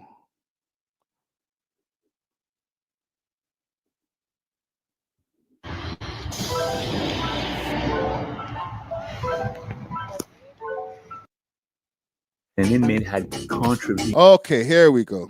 In one of the many rules and regulations, they were sent to the hole inside Kingston Pen, where during the riot of 1971, 500 inmates held 6 guards hostage and tore the 136-year-old. In 13, the women. This is not the Dawn. Is there a part of it with the Dawn in here? Secure re-entry into the cell block. This is not the Dawn. Yeah, it's kind of hard to find in prison videos, obviously. This is especially for stuff like that because it's like back in the day. But y'all get the point, right? So now when you see something like the Toronto South Detention, it's a complete different concept. It's more of the octagon shit. Well, now to a CTV News exclusive highlighting what are being called inhumane conditions in a maximum security Toronto jail. The conditions are so bad at the Toronto South Detention Centre that judges are calling for action. CTV's John Woodward with the story. The lockdowns are horrible. That's the voice of Dalo Robinson calling from custody against them. They would be outraged. I want to find a video where we can see inside. Inside. Let's do that.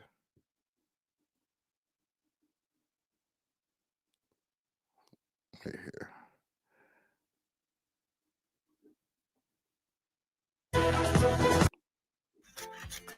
Holy shit, man. Compromise your visibility. This is what I hate going on Book your websites, windshield man. replacement now at Speedy. They gotta kill you with ads on the websites. Hurry, offer ends February 28th. Book your appointment today at speedyglass.ca. Some Ontario prisoners will soon be moving to a new home. A newly built jail in Etobicoke is opening its cells to the public this weekend for those who are interested in a tour. Genevieve Tomney with what makes this facility different than the rest. It's a rare look at the world inside, the view from within as the door to a segregation cell closes and locks. Some individuals have to be totally separated from the rest of the general population. For now, everything is sterile and quiet, but in the months ahead, Toronto's newest jail will You see that look, the octagon? It's not the same way that it was set up in the Dawn. It's more of a, not an octagon, but like more of something that people can see. The months ahead, Toronto's newest jail will gradually fill. After their behavior deteriorates, they would be placed in one of these units. The Toronto South Detention Centre will be Canada's biggest jail, replacing the closing Metro West Detention Centre and the Dawn Jail. There will be a focus. So they closed 2 jails to be able to fill up the 1 jail. That's how big this friggin' jail is. Here on dealing with mental health issues and a special area for First That's Nations crazy. programming. But at the end of the day, this is a maximum security jail.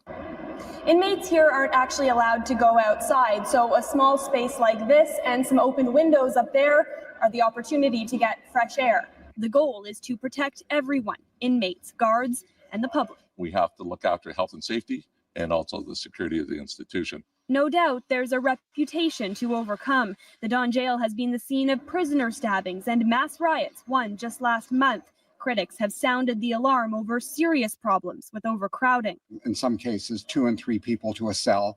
And Oh, if you've Joe. seen the cells, they're not much bigger than most people's closets. In the empty space, it's difficult to imagine what this jail will be like with more than 1,600 inmates 1,600 inmates is crazy. inside. Yo, can't show that. Sorry. I know it's a movie they're trying to use. Officials are opening this space up to the public for tours this weekend. It's a public building. He's trying to open it up for tours. This is way before. This is 11 years ago, right before it opened. So getting back to the whole thing with Icy, I can understand now in 2025 when you fill up a place, it's probably almost max capacity, right? 1,600, and you had to take 2 other jails in the city to make that to fill up that 1 jail. I'm sure it's like the Dawn and whatever other jail combined as far as just the amount of effery that probably happens. And don't get it twisted. I know there's guards who watch this shit and all that. If y'all are in that situation where you know it's inhumane for you as a guard, you know it's too cold for you as a guard, and I understand they're not supposed to be in a resort or something. But bruh, you're part of the problem. You'll take your extra $60 an hour overtime or whatever and be like, yo, F this person. You'll go back to your own country if you're too cold. Nah, bro. Y'all are wrong for that, man. But yeah, man, free up to Icy Springer. Okay, I'll say that. You know, people are gonna be like, yo, what do you mean free up? Like, nigga, from what I heard, he stole some shit. Free that nigga, bro. And if you did steal some shit, like, stop stealing, bro. You're a grown-ass man, nigga. Like, it's crazy. But let's move on to more serious topics. Do I want to see? Let me see what's going on with Justin Trudeau's son.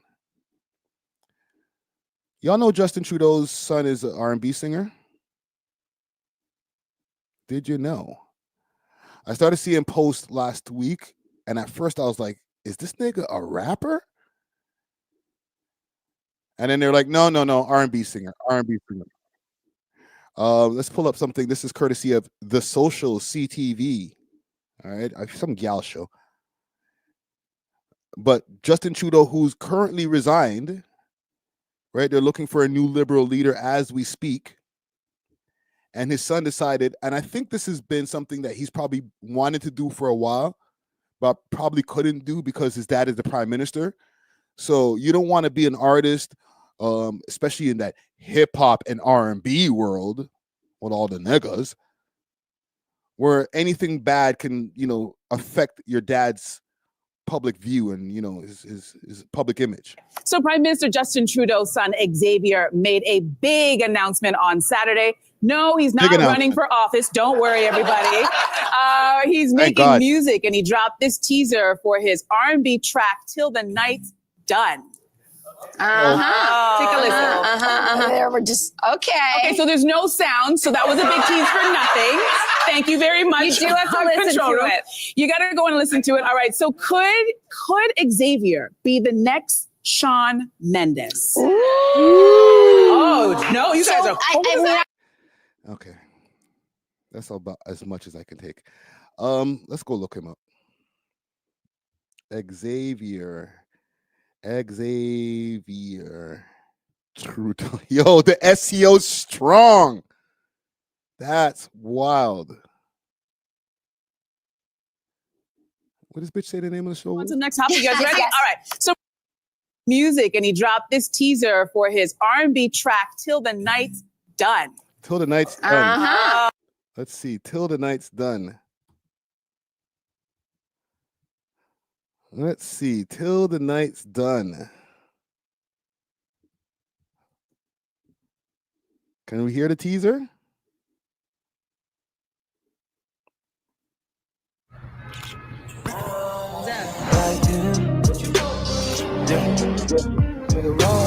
Let's go.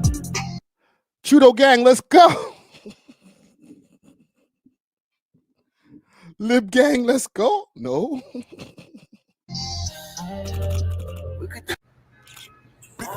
Y'all ain't ready.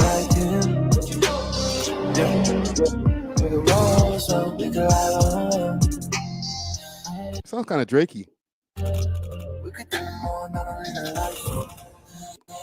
Gang, what do he sound like? Who does he sound like? Or does he sound like himself? He's got his own thing going on. I'm going to get copyrighted like a mofo. Justin Trudeau, Nepo baby, son mocked after teasing rap song. What you call him a Nepo baby for? Justin Trudeau ain't got no connects in the music industry. He ain't going to be able to do shit for this kid. Yeah, right.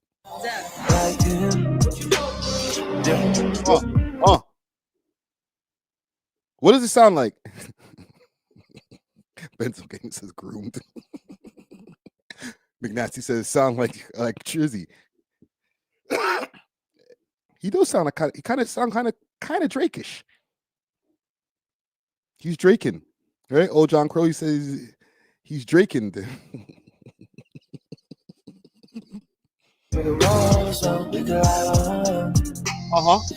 I ain't even making fun. I am making fun, but I let me stop. It sounds kind of hard still. Mind you, we only got 15 seconds. Hold on, I know there was some other people have been posting this online or on Instagram. Don't act like the shit ain't fire, bro. Don't do that, gang.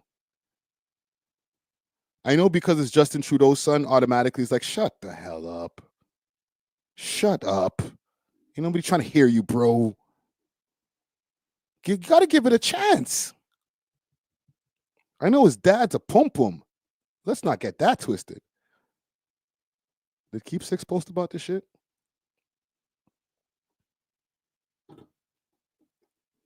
Somebody else must have posted about this shit, man.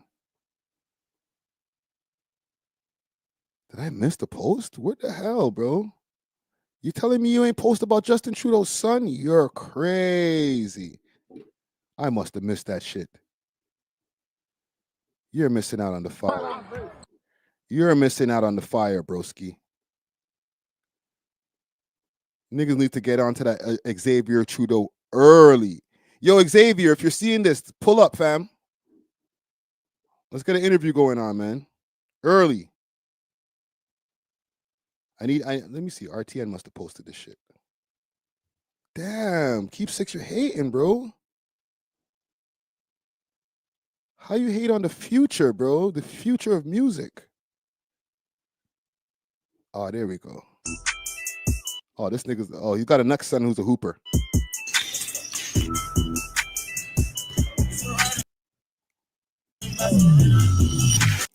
niggas, yo.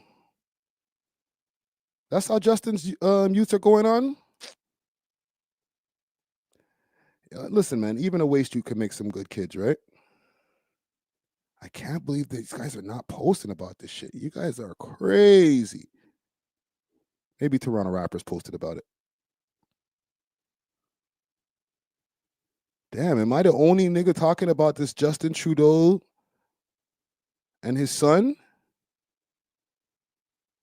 Do I got to do the work that niggas ain't willing to do? That's crazy. Well, shit, you're missing out. They're missing out, gang. Let me pull back up that screen, man. That was kind of fire. How old is he? Let's find out. Let's find out. Xavier is a fire name too, bro. Golly. Don't hate on the kid, bro. The sins of his father doesn't reflect on the son. Okay. Let's find out here. Xavier. You know who we should ask? We'll ask ChatGPT.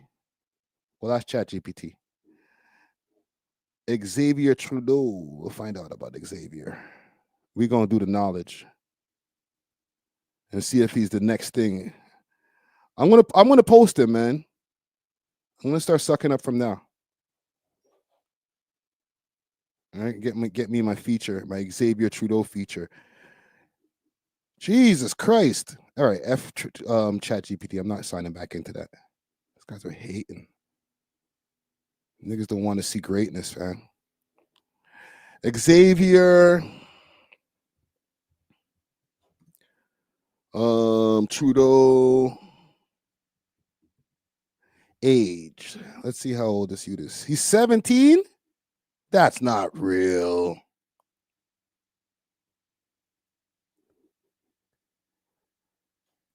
Damn.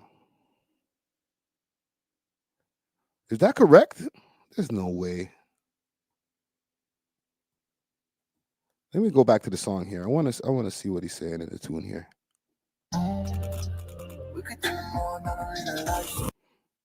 He might be 17 still. He do look like a little youth still.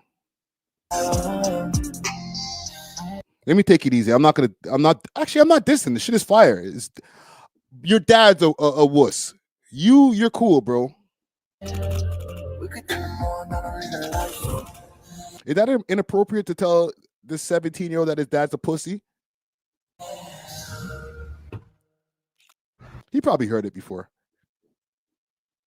All right. Right?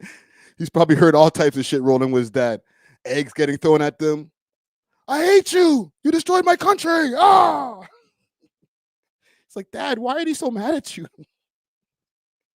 Remember, this nigga Trudeau's been in charge for like, 10 years? So from the time he was been 7, he's been hearing people like, I hate you, Trudeau. It's like, Dad, why does everybody hate you? Don't worry about it, son. They're just haters. But yeah, salute to Xavier. If you see this, no disrespect to your dad. Well, yeah, all disrespect to your dad. Fuck your dad, bro. I'm sorry, man. I crossed the line again, man. Shit. I'm sorry, man. I didn't mean to say that, bro. Right? Salute to you, though. Okay, keep doing your thing. I'm waiting for the new heat, bro. I want to hear the whole tune. All right, what's the name of the tune? Till the night's done. Look out for that full tune dropping soon. All right, salute to him. Let's move on, though. I got some more exciting shit I want to get into. The tow truck wars. I found out some more information about the tow truck wars, gang. Y'all asked for it. I'm here to give it to y'all, man. Pause. There's been another shooting that happened in Scarborough not too long ago. This is added on to the 3 shootings that happened within 24 hours that happened about a couple of weeks ago. Now, last night, for the people who don't live in Canada or who don't live here in Toronto, it was snowing like crazy. So what niggas is doing, low key, that's sometimes the best times to go do a shootout, but the worst times. All right. I'm not trying to be on some snitching shit, but when you go do some shooting in the snow and I'm not speaking from experience. I never shot nobody, but I would imagine you might leave tracks and all types of evidence that might not be left if it's not snowing. So you really, really, really gotta want to kill somebody if you do it in the middle of a snowstorm. And this is just my opinion. I'm not speaking from a place of facts. I don't know none of these niggas. Nobody DM me. I'm just a stupid podcaster podcasting. All right. But I just think that if you kill a nigga in the snow, in the middle of a snowstorm, you have a war going on. So what what I heard about now is that they started a tow truck task force. I might be a little bit late, but I think that they might have been in place for a few months, but let's go through it. Getting yet another shooting involving a tow truck, this time in Scarborough. CB24's Courtney Hill's live outside 42 Division. Let's go, Courtney. With more. And Courtney, we've got yet another evidence of violence in this turf war that continues. Mike.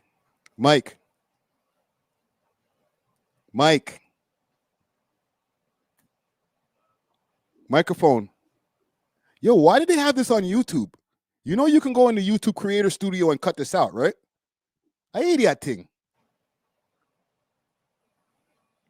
But so far, no information on a suspect or suspects and no information on a possible arrest. We'll take you to the most recent case here that took place last night. It was about 7 o'clock, and that's a busy time, of course, for a lot of people and out on the roads. Emergency crews were called to the area of Kennedy and Progress over reports of a shooting there. It's actually a gas station. That's where emergency crews found the tow truck driver. That man had to be... See what I'm saying? Look, all in behind her, layered. Okay, fresh snow. So she's outside right there, right in the mix. Courtney doing her thing. Rushed to hospital by paramedics. We were told his injuries at that time considered potentially life-threatening. So very, very serious. He spent the night in hospital. The latest update we have on that driver now, his injuries improved a little bit, considered non-life-threatening, but we're still waiting to get a full update on his condition. We learned from investigators overnight the shooting actually happened north of the 401, closer to Markham Road. So it sounds as though, and this is according to investigators, the shooting happened north of the highway. The driver then was able to make his way to the gas station. That's where he pulled over and asked for help. Now, you may remember earlier this month, January the 13th, Toronto police released details of Project Bro, look how hard it's snowing right there, bro. I don't mean to stay on the snow part, but I'm just saying, bro, it's snowing crazy, fam. Like, it's bad driving conditions. To even get away from the drill, you might end up crashing your car while trying to escape the crime scene. That's how bad the conditions were. So whoever had to get shot or whoever got shot that night, niggas was really trying to get the job done, bro. These niggas is like, they're like the Mail. They're like Canada Post. They're better than Canada Post. Okay, Canada Post is supposed to be rain, sleet, hail, or snow, but they don't always be, sometimes the mail be coming hella late when it's snowing. These niggas don't care. We'll do the drill in the middle of a monsoon. Where's my op? That essentially is a team of investigators who would be looking into the possibility of another turf war involving the tow truck industry. Early January, and I covered it almost every single one of those cases, there were a number of shootings also in Scarborough where a tow truck driver appeared to be targeted, was shot, and rushed to hospital. No arrests made in any of those. Oh, and one other thing that I've realized from our reactions to this and just, more research and just a lot of news stories. Yes, this does happen in the West End, but it's not as frequent as right now as how it's happening in the East End as far as Scarborough and, the surrounding areas, Durham and stuff like that. So as we, get a little bit more to the core of this, I guess it's safe to say, well, actually, I won't say it's safe to say. It's not safe shit.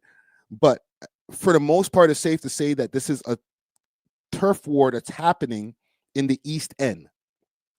It's about territory from what the police have been saying. And that territory, more specifically, is supposed to be in the East End.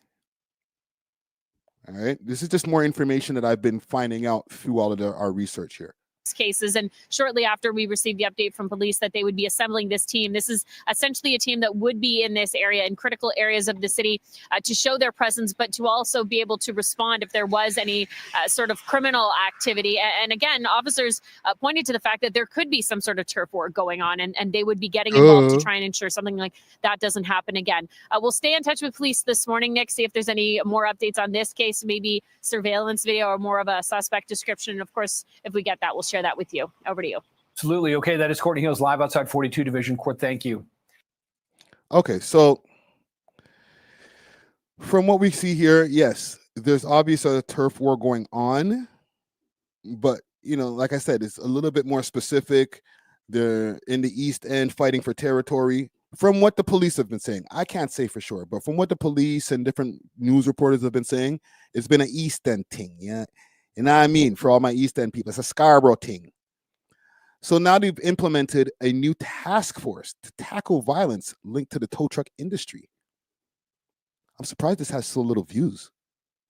Investigators say battles for territory are heating up here in Scarborough. Less than 2 weeks into the new year, there have been 7 shootings related to the towing industry, violence that's putting public safety at risk. Creates a ripple of fear in the community. A special task force has been created to tackle the troubling escalation of crime and violence stemming from tow truck turf wars. Inspector Paul Krofchuk tells me 70% of gun violence so far this year is connected to the industry. And right now, Scarborough is a hot spot.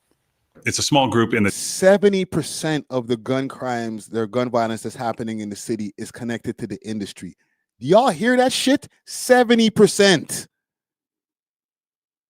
That's an insane stat right there. tow truck industry that are fighting for, basically it's a turf war and they're fighting for space. This is a continuation and somewhat of an increase from what we saw last year where, the tow truck violence took up about 13% of the shootings and firearm discharges in 2024. Last week, Toronto's East End experienced 3 shootings in just 24 hours. Hold the phone, bro. Y'all niggas just got out of control, bro. You're trying to tell me that it went from 13% of the violent crimes last year to 70% this year? Holy shit, man. That's a next level of growth. Pause. You guys don't feel ways about this as far as the Toronto police? You guys let it get that out of control and it's unchecked like that? That's an indictment on y'all. It means y'all are doing a horrible job. Yo, okay, it's true. It's January. The man said it's January, bro. Yes. It's not, fam, this is the worst time for drilling. Like, man, stay in their yard. These niggas is like, nah, bro, we got niggas to kill out here, bro. Let's go. Jesus, Murphy. This is deplorable shit. Hours. In one case, a tow truck was riddled with bullets, leaving the driver in serious condition and residents shaken. I didn't sleep last night. I couldn't sleep. I was terrified. You're firing a gun, whether it be at a house, whether it be at a car, a tow truck, that has consequences. And that bullet flies through a lot of material and can, somebody could be in their bed and it could hit them. So it's these niggas is in the street warring over tow trucks, just endangering the public. That's mud. This is on Eglinton right here. Big concern. Police say the majority of tow truck operators are not involved and their safety is also at risk. Undercover and uniformed officers are now being deployed to critical areas around the city to clamp down on the bad actors. The uniform presence there is, to add a layer of comfort to the members of the community and also to be able to respond. So, I'm watching this news report, and while I'm getting wrapped up in the way that the police are trying to tackle this, I'm almost forgetting the fact that these guys are talking about tow truck drivers and tow truck yard owners and shit.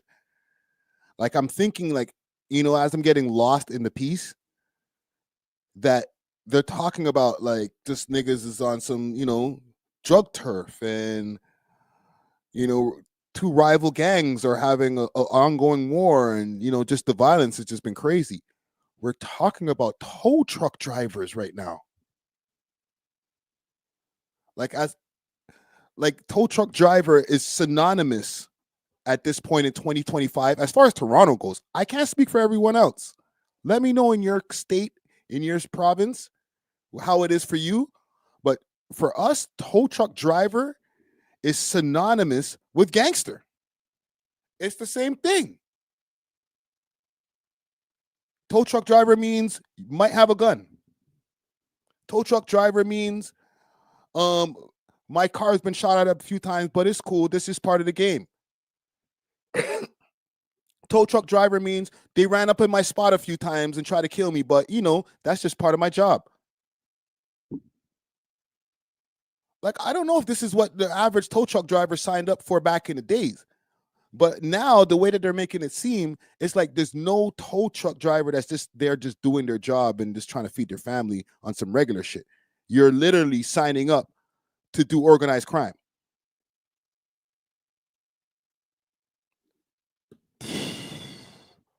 From my assumption, let me say that, all right? Because I don't know.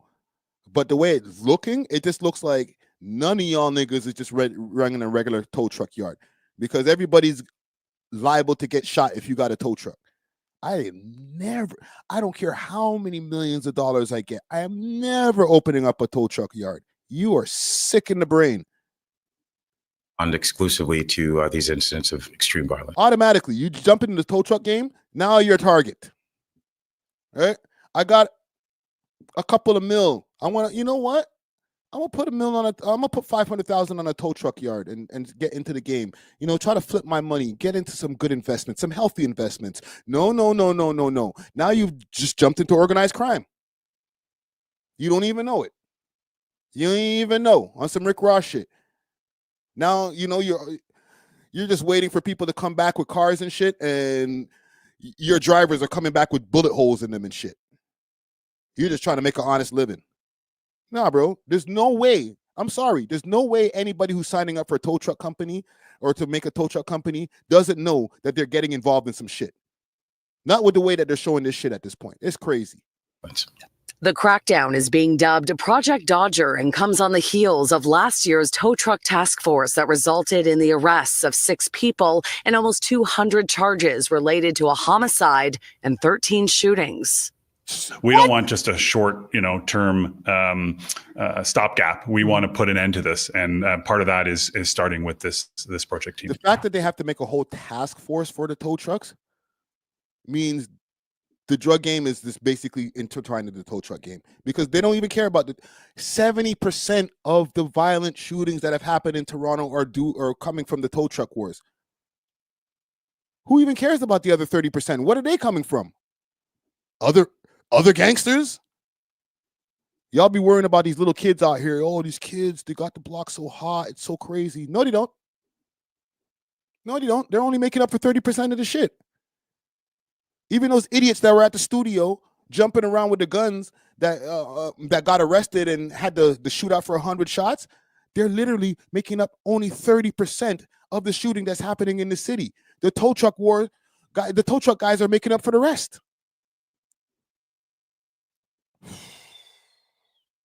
I never thought we'd come to the day where the man them are like, whew, at least it's not us that's making the block hot.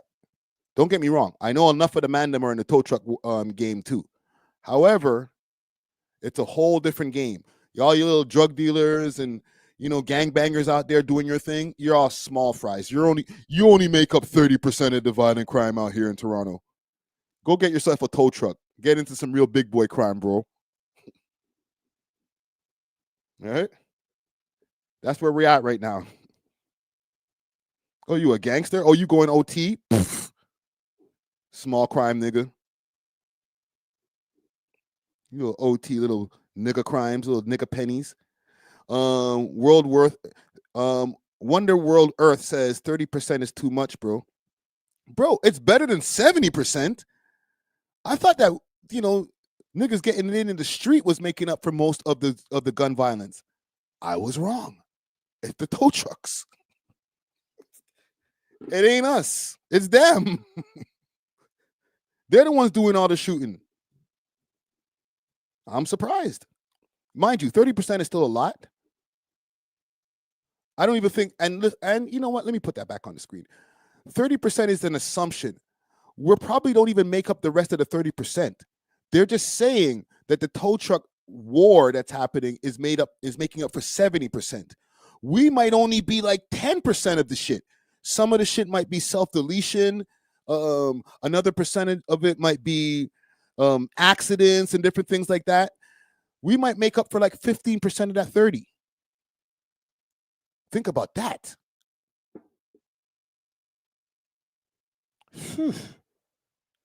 Anyhow, I'm going to back out of this topic right here. I've already done too much. Okay. If my car breaks down anytime soon, I'm just leaving it. I'm leaving it.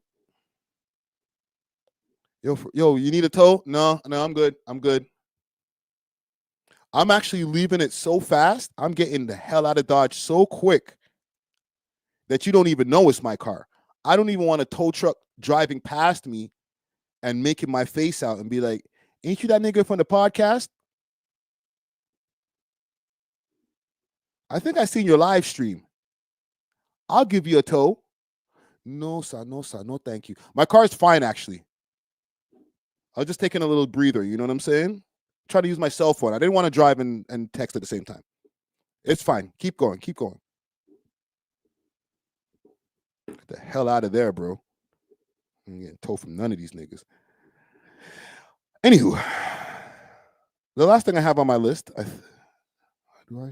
holy shit, we've been streaming for a minute. I told y'all in the beginning of the stream, we were gonna be streaming for a second. All right? It's not gonna be no 2-hour stream. Like we're at the 3:30 mark. I think I got one good story in me. It's still connected kind of to this whole tow truck wars and cars and stuff like that. Because besides having a serious issue with the tow truck wars over here in Toronto and the turf war that they're having, we're having a serious issue with car theft. I'm talking about videos that I got demonetized where they're just running up in people's cribs. People are getting shot for their car. There's an increase in carjackings that's happened in Toronto over the years, which I've never thought I'd see. Like, I feel like I'm literally watching some South Central videos when I'm watching some of the news videos of some of these carjackings. I'm like, of all of the nasty shit that we could adopt from America. But right now, there's shipping yards, not tow truck yards, but shipping yards with all these cars that are getting stolen from different people, Richmond Hill, Markham, all these different places that people are getting their cars stolen from. And they're starting to find them in shipping containers because a lot of these cars get shipped out of town, or not even out of town, out of the country, overseas. Right? You could take a car from over here in Canada and then resell it in Ghana and make hella money. You could do the same shit in like mad countries. Y'all probably smarter than me, and you can let me know the different countries where they get off on getting these car sales. But none of these cars that they steal, besides the ones that end up getting chopped up for chop shops and stuff like that, none of these cars that they steal are for Canada. They're all for shipping. All right, let's play a video here where they talk about this matter. On the matter. Hold on, we got to get past the ads. 63 charges in an auto theft and trafficking investigation. CP24's Phil Perkins joins us live with these details from police headquarters. Phil.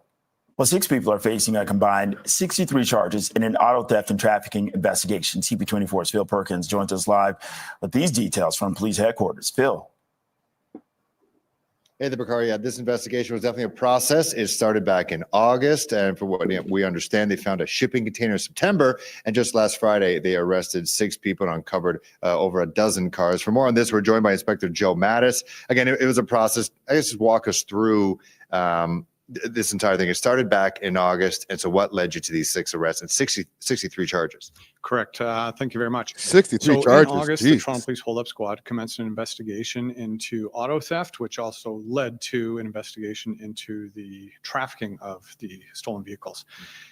In September of 2024, that led us to work with Canada Border Service Agency, and through collaboration, we ended up intercepting a shipping container. In that container were 6 vehicles, all cut up and packaged on pallets, ready to be shipped either domestically Look at that, look at that, look at that, look at that, look at that, look at that. They got the, get this stupid ad out the way. I can't get the ad out the way, gang. I'm sorry. When you're looking up on websites, websites are just relentless, bro. I'm sorry. But look at that. They chop the cars up into pieces. Holy. The investigation continued over several more months. Look at that. That's mud. And what's this in the back here? What kind of car is these, man? This is what's happening to your cars, okay? For anybody who wants to know, or anybody out there who's gotten their car stolen, salute to you. I'm sorry. I'm not sorry, but I'm sorry to what happened to you, okay? It wasn't me. But when your car is stolen, they probably take the GPS out ASAP. Like, these guys are sophisticated. We're not talking about some little run-of-the-mill Tyrones and Ray Rays trying to do this shit. Okay, Tyrone and Ray doing this shit, but then they're shipping it off to somebody who knows technology, who knows how to gut the car immediately, right? Live and Learn said gutted. Yeah, but it's gutted now, but it was gutted even before they even stopped driving that car, because we're dealing with technology so crazy these days, and the kind of cars that they're looking for, they're probably not trying to get nobody's shitty-ass Honda. I don't got to worry about my car getting stolen, knock on wood, right? Because my car's shit. When I get a nice, sick SUV or whatever, then, you know, I'm going to have to just pray to God that my shit don't get gutted and stolen. One of the first things they probably do before they even go into the car or before they even drive off is take the GPS and all that other shit out. Right? Not even have to do it on some screwdriver and shit. Just like disarm it. Use their cell phone with the technology to just hover it. Disarmed. Drive off with your shit. Could drive for hours. You ain't finding shit. Police ain't finding nothing. GPS gone. Benzo Gaming says, you notice police only come after the car is dismantled, etc. Do you guys know how much states funds to do these investigations? And think about the amount of insurance money that's also being filtered around. Right? A lot of these cars, you got a theft insurance. Theft insurance is going to go up. All these different repercussions are going to happen because of this one person's stolen car and the totality of car theft happening in certain areas. There's certain areas in Toronto where your insurance is higher than others because of car theft. And it's going to keep getting that way. And in January of 2025, with a culmination of months-long investigation, we ended up executing 6 search warrants, arresting 5 individuals initially. 6 was later arrested. 63 charges have been laid against them, and 8 more vehicles were found in a similar fashion. Already on pallets, packaged and ready to be shipped. Yeah, well, why is... I'm going to have to take that out the video later. Can't be showing no firearms on YouTube like that. Benzo Gaming says, Friday, please leave the S-Class keys in the front door. I'm sending the boys to collect tonight. You know this car here that people be seeing? Sometimes they use it when they're trying to troll me on these internets. And sometimes people, like, they low-key be believing it. I don't own this. And I never kissed the damn thing. My lips never touched the damn thing. This is not mine. I don't own this. Anybody who's seen me on the road, you're like, wait a minute. I never seen that blue Bentley that you had there. When was this from? September 2023. Don't know. It's all for the clout, baby. All for the clout.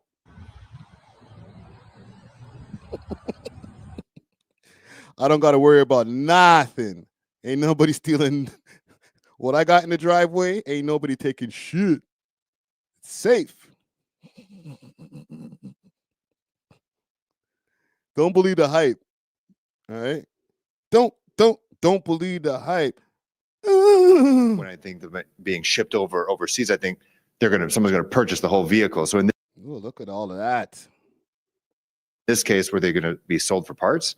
It can be either or. It can be sold for parts, or what we've also found is that shipped over abroad and then reassembled. Oh, okay. What?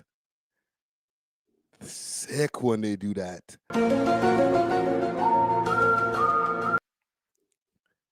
That's something I did not know. They ship them overseas, broken apart, and then reassemble them. Sick when you do that. I'm not trying to endorse crimes, but that's genius. Gang, am I the only one who's finding this like brilliant? Wow. Because the way that these cars look right now, the way that they're mashed up, it looks like, but they probably have perfect cuts in the cars, almost like Lego piece style. So that when it gets to the destination, they just need to like stick everything back together and then, just bolt everything in. Like clean cuts. I want to diss it, but that's so sick. I'm not trying to endorse any crimes, but that's so smart. Because you got to make sure that you cut it in the right ways so that when you reassemble it, it reassembles properly. You got to put some thought into this shit. It's not just chop the car into 5 pieces, let's go. No, you have to chop it into the right pieces and then make sure that the instructions are in place on the other side so that they know exactly how to put said cars back together. Oh my God. If these guys could just take their intelligence and put it to other things than crime. You know what? Matter of fact, no, I'm not trying to encourage crime, but I'm just saying you probably make so much money. Y'all niggas are too smart to not be millionaires, bro. I'm not lying, bro. Whoever's put this plan together is rich. Because this is some smart shit. And so these people, the 6 people were arrested, were they known to police beforehand? They range in age between 20 and 57 years old. None of the people 20 and 57 is wild. People we arrested on this incident are currently before the courts besides our charges. Were they the grunts here, or were they, the muscle here, or are you thinking you're dismantling, the head of the snake here? We believe these would be mid-level players in that this was a distribution spot essentially where stolen vehicles would be dropped off, then dismantled, and then shipped off to their final destination. All right. And so again, they also, one of the charges were devices used for stealing a vehicle. Are there certain people watching this right now could do to try to prevent their cars from being stolen? No. Absolutely. If you want any tips or prevention methods, you can go to the Toronto Police website, either the Community Partnership and Engagement Unit subsection or the Hold Up. All right, we don't care. There's nothing you can do. I'm just going to be real with you. If they want to take your car, it's gone. All right. The cops are trying to stay ahead of the criminals. The criminals are trying to stay ahead of the cops. But guess who else they're all ahead of? Yo ass. Let me make my screen bigger just so y'all can understand. The criminals are trying to stay ahead of the cops. The cops are trying to stay ahead of the criminals. But they're ahead of both of us. Both of them are ahead of us. Like, we can't even catch up. If you're just a civilian, just lay down and take it. Pause. There's nothing you can do about it, bro. Just give up the cars. Give up the goods that get sprayed. And I'm a civilian now, all right? So I ain't even on my old shit. Maybe back in the days, I could have defended before I caught my little charge. I might say, yo, listen, man, these car niggas come for me. They ain't coming for me. I'm going to shoot their head off. Now, once I do have the fire, if you're coming for yo, take the keys. Go. Just leave me alone. They're in the mailbox. Leave me alone. Don't fight them. Just let them take the car. Call insurance. That's it. Nothing you can do. All right. Just want to give you all a little bit of information on what's going on in the city over here. I think that's what we got for today. I think we had a good live, man. Salute to anybody who's been here from the beginning. Anybody who's tapped in during the live. I think we were able to cover everything and do this in a concise way and gain some knowledge from different situations. I want to give a salute to Akademiks, even though a lot of people may not believe the same. They're like, yo, F Ak. All right. And don't clip me. Don't clip me. All right. He's making grave mistakes that he needs to learn from, but I think he can be redeemed. All right. As people who've been watching him from day one, we ain't ready to just throw him out the door because he's been acting stupid. All right. But other than that, salute to anybody else who's been tapping in, and make sure to hit that like button on the way out. We got content dropping in the morning. The Jeremy Heck interview. All right. Big salute to Jeremy Heck, fellow Canadian from Winnipeg, actually. He is 1/3 of the Bigger Picture podcast with DJ Head, aka DJ Dome. Salute. I am not the one who made up the name. That's what the audience be calling him, DJ Dome. But I call you DJ Head. Salute to DJ Head. And West Coast Wilson, aka Elliot Wilson. All right. He's the white guy in the middle. All right. I did a really dope interview with him, 1.5-hour interview. We got to get into a lot of different things. Obviously, we talked about Drake. Okay. He's part of my Culture United brethrens. All right. Big salute to Justin Hunt and everybody over there. But yeah, that interview is going to be dropping 3 a.m. Sorry, for all of the audio listeners. And I'll probably have the video up by then too for the Spotify viewers. And 6 p.m. we'll be premiering it over here on YouTube. All right. Make sure to hit that like button again on the way out. Subscribe or you're dissing. All right. And we're off of this. Deuces.